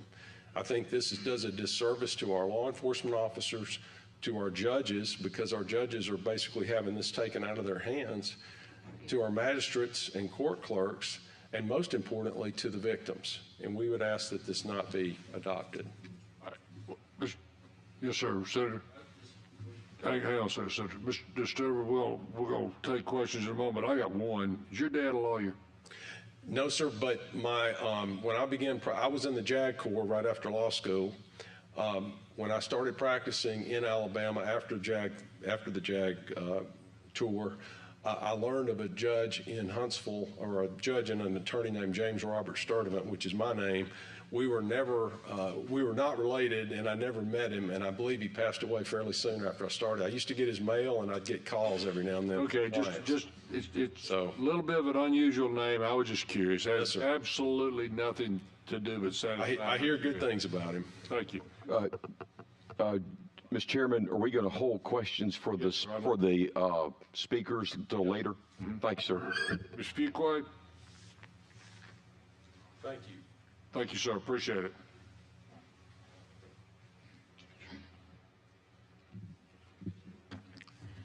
Thank you, Mr. Chairman. I appreciate it. I'm Susan Fuqua. I'm the president of the Magistrates Association, and I echo everything that Judge Sturvin has said, basically. On this bill right here, we are opposing this bill for basically the same reasons.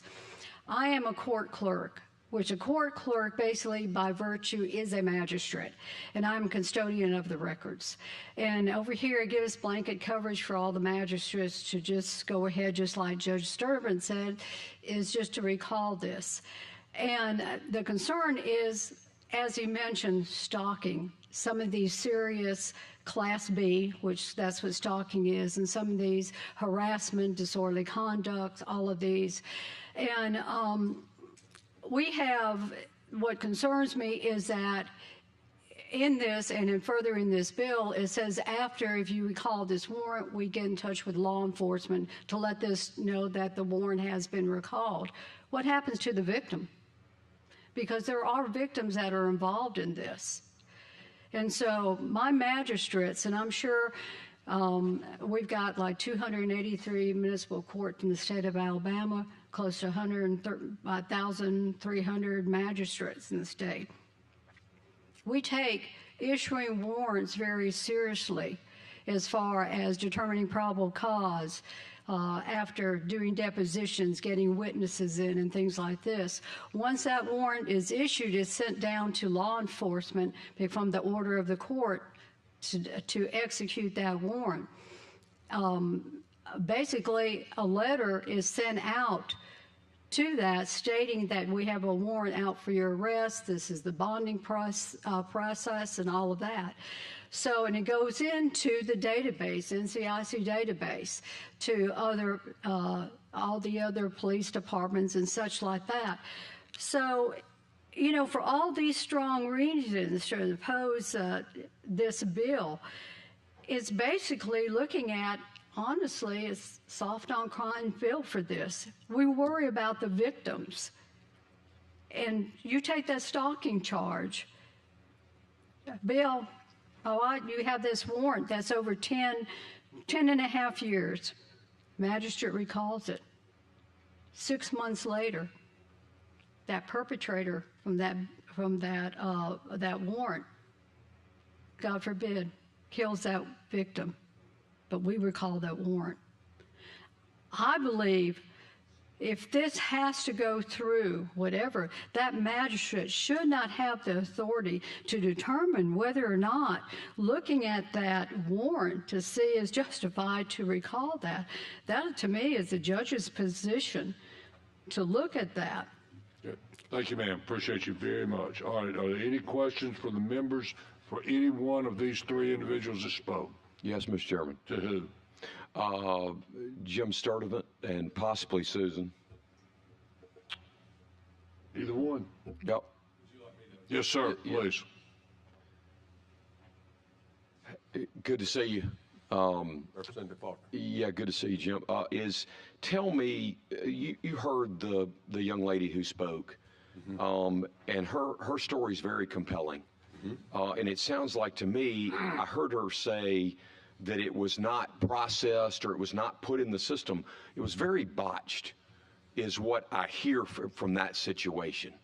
And I wanted you or Susan, I don't know who would be best, to speak to how that happened.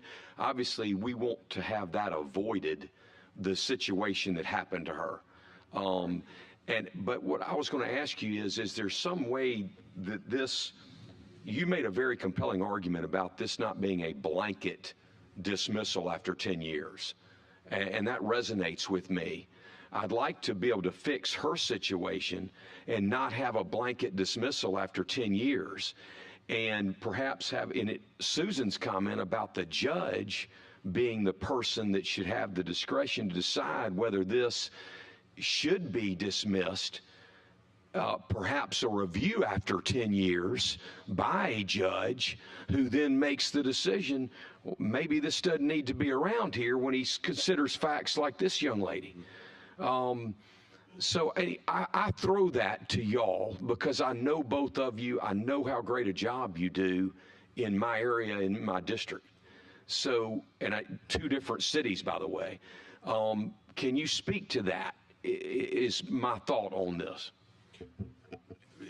I'm going to let Susan speak more to the process that's normally followed and that should have been followed in the case in terms of how it would typically be handled on a day-to-day as far as the warrant actually getting put into the system.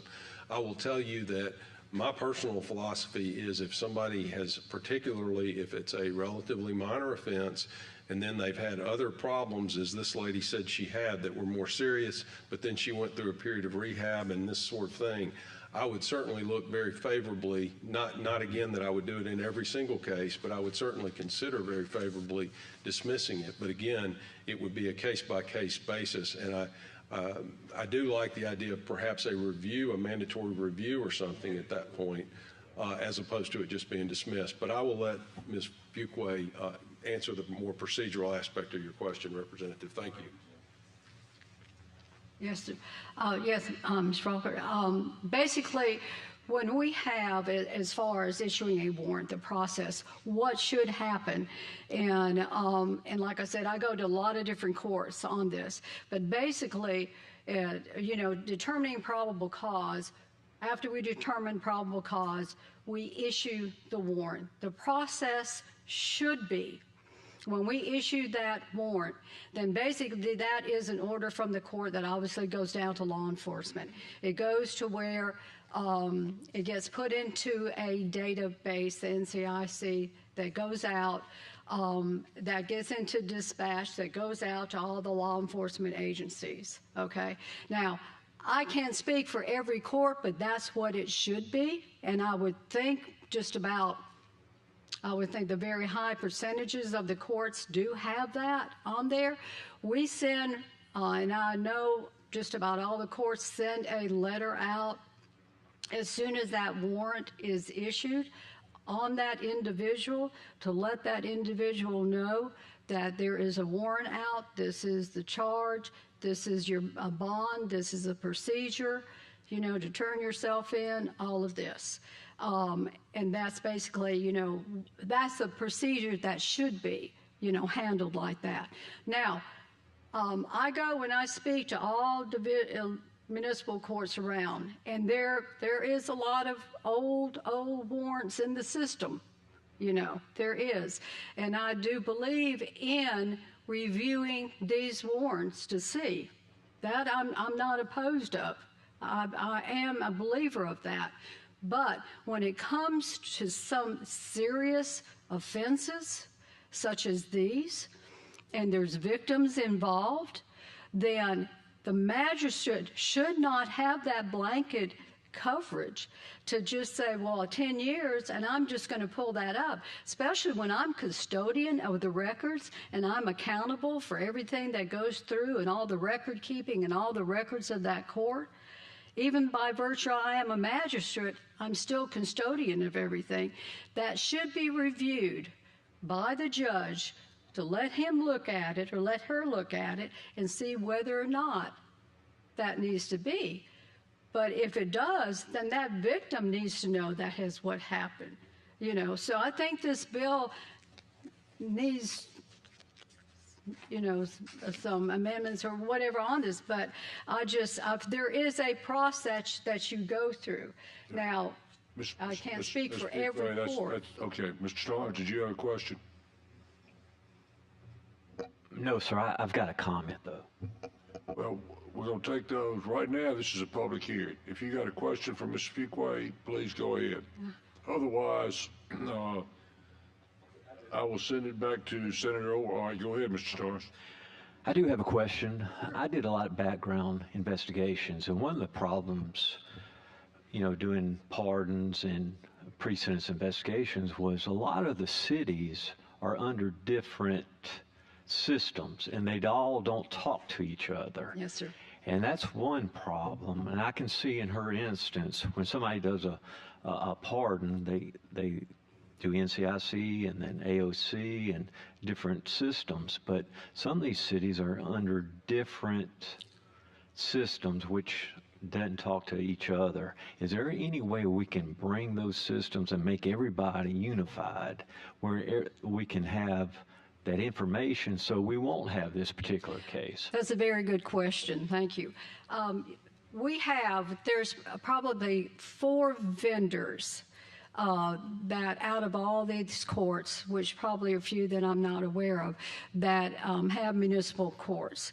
Now, there is, right now, there was accountability database that we are working with AOC that is now in fact active, that we're sending in all, as far as all our financial, all our data, everything to AOC. But what we do and what should all the courts be doing is that when we have court, we pull up all criminal histories. And so those criminal histories should show everything. Should show that there is a warrant out in Mobile or for John Doe, whatever like that, anything like that. So they should we pull a criminal history for every case that comes in. We have, if there's a speeding charge, we pull in a driver's history. And if there is a warrant, then we flag that case. And the officers there will call that municipality to see if they're going to come get them on that warrant. There is a way to do that on there. Now, being able to create, and I wish there was a database to where we could, I'm from Hoover. Pelham is on the same software provider that I'm on, so I can see whatever they do. But as far as Alabaster, no, I can't see that. We don't want to know, there are how many, 100-something municipal courts? 183. I'm sorry, 283. You don't need to go through each and every one of them and tell us who's on and who's not. The question was, can they all get on the same? No, we're not on the same. I mean, we're all individual, just like you say. The question is, could you be? But could we? You get on a database, and somebody could get and create a database to where all the municipal courts can be on one shared database to where we could do that and everything would go in. Now, AOC, I believe, is trying to do that, and that's where we're at. Because I found out that, Let's is the best system out there for the state of Alabama, and that's a state of Alabama program. So Right. Aaliyah is very good. Folks, hey. And I think, yes. Stop. We're not going to sit here and talk about what's the best system to be under. That's not the point of this bill. If that becomes a bill, that would be an excellent bill to force every single municipality in this state under one system, and that system be subject to AOC. And that may well be a bill we need, but it's not this bill. It's not this bill. Mr. Robbins, did you have a question? I'm sorry, I do. Based upon what Representative Faulkner said, would it be possible that instead of an automatic recall, that at the end of 10 years, would this be something that magistrates could do? You have to give an explanation as to why this should not be recalled, and if you do not, it is automatically recalled. So you have to justify why it's not been served, and if you do not justify it, it's just automatically recalled. Right. Well, I think what should be brought to the attention should be brought to the judge is that with this audit, that looking through. Right, but I guess my question is, could you have the audit and then say, look, there's a 9-year-old, upon 10 years, we see this warrant was issued 10 years ago, Judge. Nothing's happened on it. If we have, 30 days, 10 years and 30, 10 years, and if you don't do anything, it's automatically recalled unless we state some reason. So that way, like as Representative Faulkner said, that gives you some sort of flexibility if maybe there is some reason, but if obviously you can't explain why it shouldn't be recalled, it should just be recalled. That's basically what I'm saying, though. If we were, it would have to go to the judge, and the judge would have to make the decision whether or not the magistrate. Right, but could the magistrate do that? That's fine, and that, you know what, that's a good point. Someone needs to bring an amendment that still puts the responsibility on the magistrate to pull this on a 10-year period of time and take it to the judge. That's fine. All right, I think we're going to close this public hearing. Senator Orr, you got anything you want to wrap up? Sure. So I find it ironic that I had a bill to put all the municipal clerks and all their systems together in one big bucket, and they fought me tooth and nail on that several years ago. We wound up with this, I'll call it a bastardized AOC system that the lady was talking about, but they got their 4 vendors, and by God, they're going to stick with their 4 vendors. They don't want one big super system so they would speak to each other, which is incredibly important for this state. Just a few comments. The DA's Association helped write this bill. Trish Milberg, I can't say whether they supported it or not, but they were very instrumental in writing it.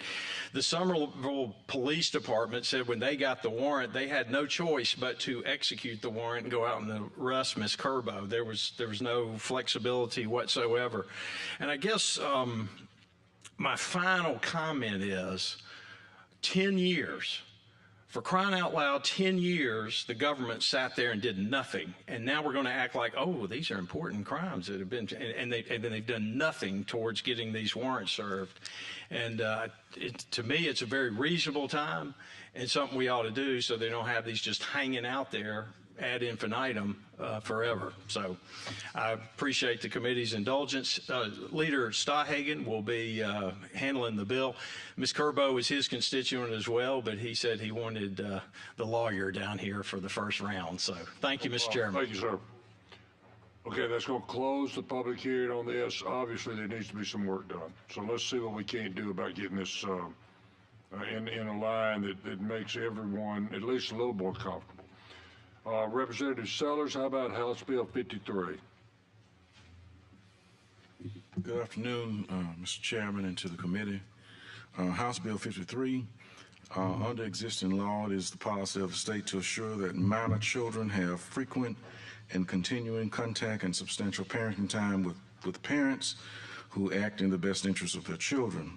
This bill would create a rebuttable presumption that joint legal custody and substantial parenting time for both parents is in the best interest of the child, except in the cases of domestic or family violence. In cases of domestic or family violence, the above presumption would not apply. All right, ladies and gentlemen, let me say this. Initially, Representative Sellers filed a bill. We've worked on it. I appreciate it. What he has just talked to you about is the sub to that bill, which I will offer, next time, but not today. But you've got it in your packet. Y'all have the sub in your packet. We have people who wish to speak both for and against it. It looks like Michael Johnson, maybe.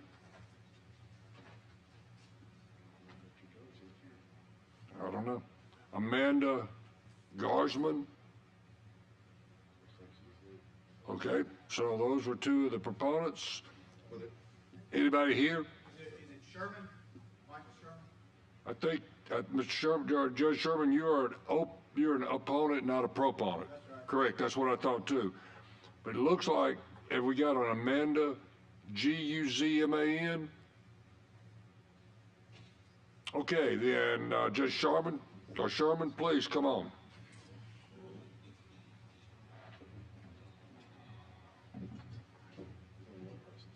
Hayes, Randy. Morning, Sir, Mr. Chair. go ahead, 3 minutes, sir. Mr. Chair and members of the committee, my name is Michael Sherman. I'm a circuit judge in Mobile County, assigned to the Domestic Relations Division there. That means all I hear is divorce cases, custody cases, child support cases. I have a very high caseload in Mobile County. On average, I have about 1,500 new cases filed every year. So this is what I deal with. I oppose this bill because I think it makes it harder for judges to protect children and promote their welfare. I'll tell you why. There's a few reasons.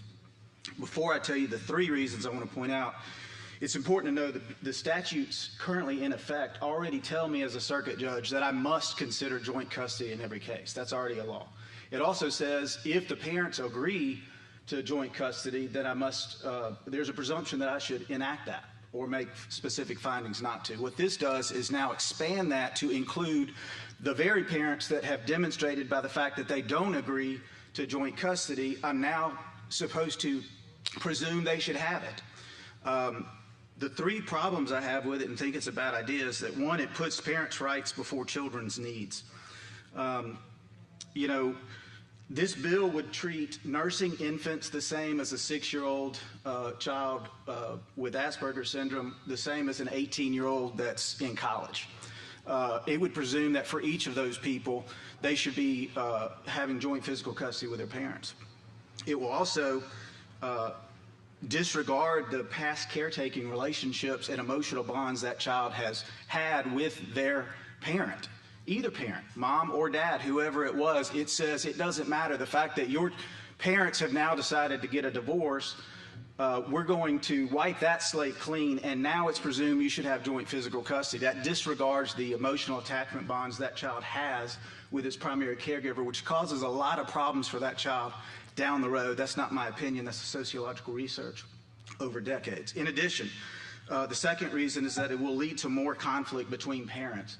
The exception is if there's domestic violence. So what we already see is false claims of domestic violence being used to gain advantage in custody cases. If we now make it the exception to joint custody is domestic violence, those false claims will go up, which will cause more conflict. In addition, that will make it harder for true victims of domestic violence to get the protections they actually need. In addition, there will be this assumption by many people, even though the law doesn't say joint physical custody means equal parenting time, there's going to be an assumption that it does and that that's going to be demanded. And therefore, it's going to lead to higher conflict, more contested custody cases.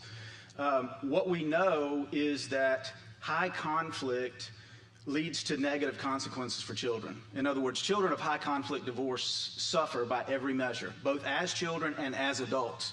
This is going to lead to that happening more often. And finally, it's going to require that I, as a circuit judge, make a permanent public record of a parent's wrongdoing. In other words, to overcome the presumption, I have to make specific findings of fact. Those findings of facts would be recorded in my judgment of divorce. That judgment of divorce is recorded on the public record, which means that everyone's going to have access to all the reasons I said this parent should not have custody, including perhaps that parent's child at some point, either as a child or later as an adult, which can lead to a lot of problems in the relationship. The very purpose, I think, of the law is to promote relationship between parent and child. That's going to hinder that relationship for the parent that has had a problem and is seeking to rehabilitate. So for all of those reasons, I oppose the bill. Thank you. And listen, we appreciate you coming. I know you came from Mobile. Yes, Thank sir. you for coming. Thank We you very appreciate much. your input very much. Hunter Winders, come on up, sir. Mr. Chairman, members of the committee, my name is Hunter Weathers. I'm with the College Republican Federation of Alabama, and one of our legislative priorities this session is family values and supporting families. I'm in opposition to this bill for several reasons. Number one, we don't believe that it goes far enough. We believe that child custody should start out at a 50-50 spot, and then let the presumption of evidence tilt the scales and let the judge decide whether or not which parent should have custody of the child. But why shouldn't we start at that 50-50 point, then let the evidence weigh? I mean, if we start with one parent a little higher than the other, there's no fundamental fairness in that. It does, in this bill, require a parenting plan, but there's no specific remedy for a violation of a parenting plan. If we're going to put that into place, why should parents have to go through all the trouble to decide what they're going to do if they can violate it and not have any penalty to support that? Also, what about modification of custody orders going on in the future? The judge before me mentioned something along the lines of not wanting to put it in the public record, and that's understandable. But let's say you have a 2-year-old child that they have a divorce and a custody agreement for. 8-10 years down the road, there's now a new judge on the bench. What's going to happen when that judge goes back and tries to understand why the previous judge made the decision he did to withhold custody? And I think that's something that going forward in the future that judges could use to lean on to make future decisions. Okay. That's all I have, but thank y'all for giving me the time to come speak and addressing some issues with this bill. Thank you, sir. We appreciate it. Andrea Hayes. Okay. Then that will close the public hearing. We will consider this bill next week. Thank you all very much. We appreciate you coming very much. Thank you. All right, Mr. England, we're at public hearing on House Bill 42. House Bill 42, it's an ALI bill. No, I'm sorry, it's not enough pages. No, it's a bill that I introduced last year. It passed both the House committee, House floor, and it died in the Senate. What it does, it just replaces or repairs a change that we made a couple of years ago, where from the beginning of time when we allow cash bail, we allow judges to do partial cash bonds for people. And what that essentially does, it affords a defendant an opportunity to get out and pay cash directly to the court. And what that does is, in the event that that person then does not return, the court keeps the cash, pays fines, pays court costs, and also pays restitution. So essentially, what this bill would do will restore the ability to keep that money and pay the defendant's fines and costs and the restitution versus giving it to a bondsman. So, and again, I just want to reiterate, the law was this way forever up until a couple of years ago. So with that, I'll answer any questions, or excuse me, we can go into the public hearing. Mr. Howard, please.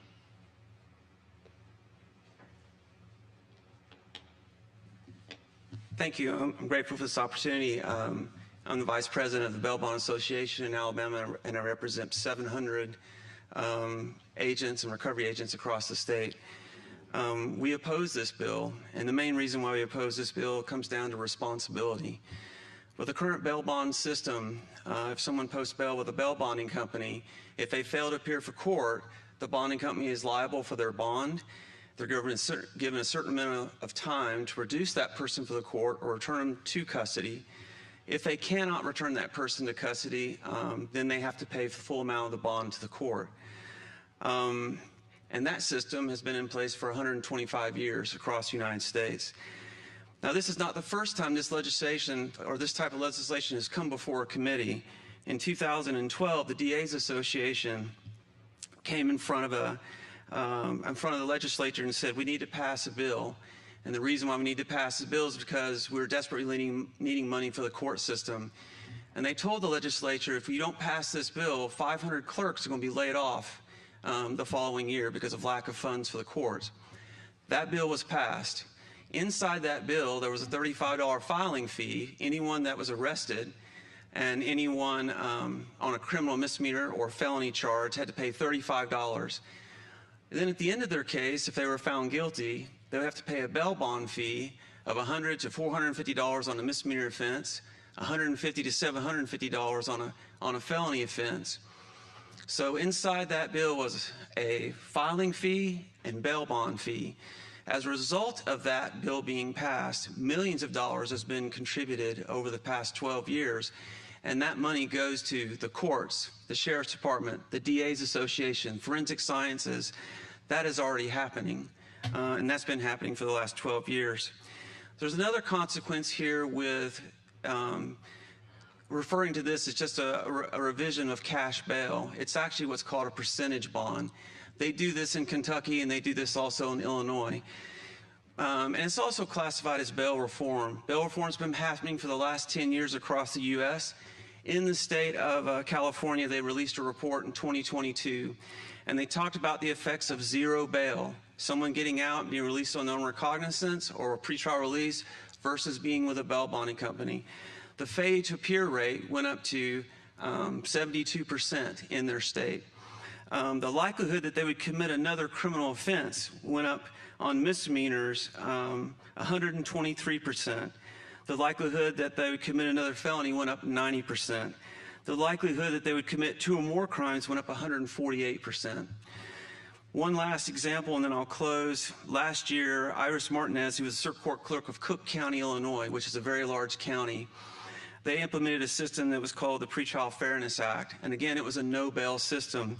After 1 year of being on that system, she reported that in their county, 67,000 people failed to appear out of 90,000 people. They had a failure to appear rate of 74%. And she made a comment that I'd like to repeat to you. Cook County leaders must recognize the financial and human impacts of 67,400 failure to appears in a court, what effect that has on case processing, staffing, victims, witness cooperation, and on law enforcement officers. Together, we need to ensure that victims, witnesses, lawyers, judges, and police officers are not attending thousands of hearings without defendants being present. If this bill is passed, that's what we're going to be introducing into this state. We're going to have the exact opposite of accountability, people appearing for court.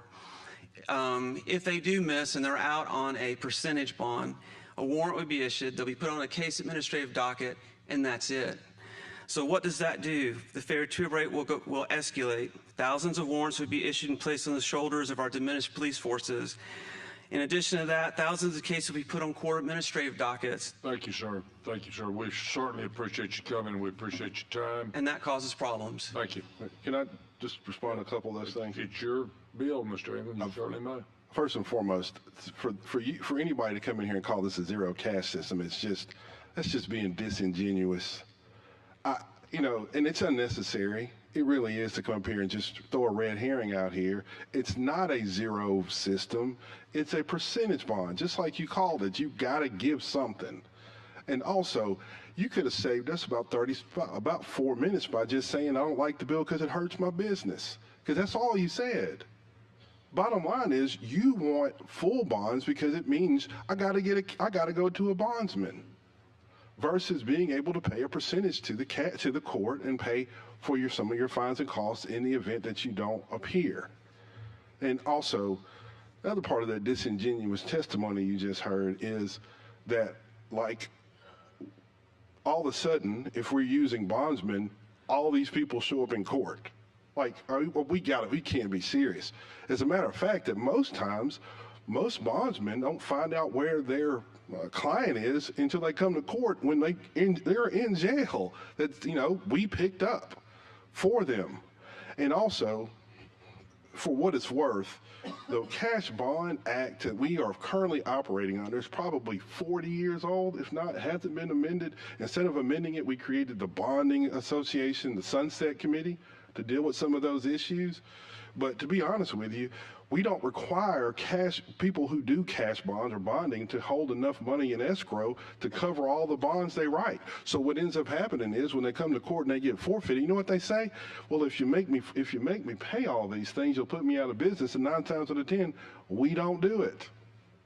And if you look back and what really, and I'm glad you brought this up, because in 2012, I unfortunately carried that bill, and the bail bonding agency sued me, and Mike Hill, who's who's banking commissioner now, sued us, brought us back to court here several times to Montgomery for nothing. But, but to be quite honest with you, the bill itself would essentially mean that on smaller offenses, cash bonds, the money goes to the court instead of the bonding company, so we get to cover fines, court costs, and restitution. To that end, the District Attorneys Association supports it, the judges support it, because it's better for the court system. Thank you. Mr. Faulkner, do you have a question or a comment? Well, I did because it's so late in the day, and this is our third public hearing, I'm going to say I'm going to talk offline with the gentleman that spoke. I'm also going to talk with my colleague here. This is certainly not my area on understanding this. This bill was confusing to me last year, but I am very interested in talking with you about the comments you made, how this, by allowing a cash bail system, is that what we're talking about here, by allowing that we are increasing the number of people who don't show back up, and somehow that financially is hurting the system. I don't really understand this area.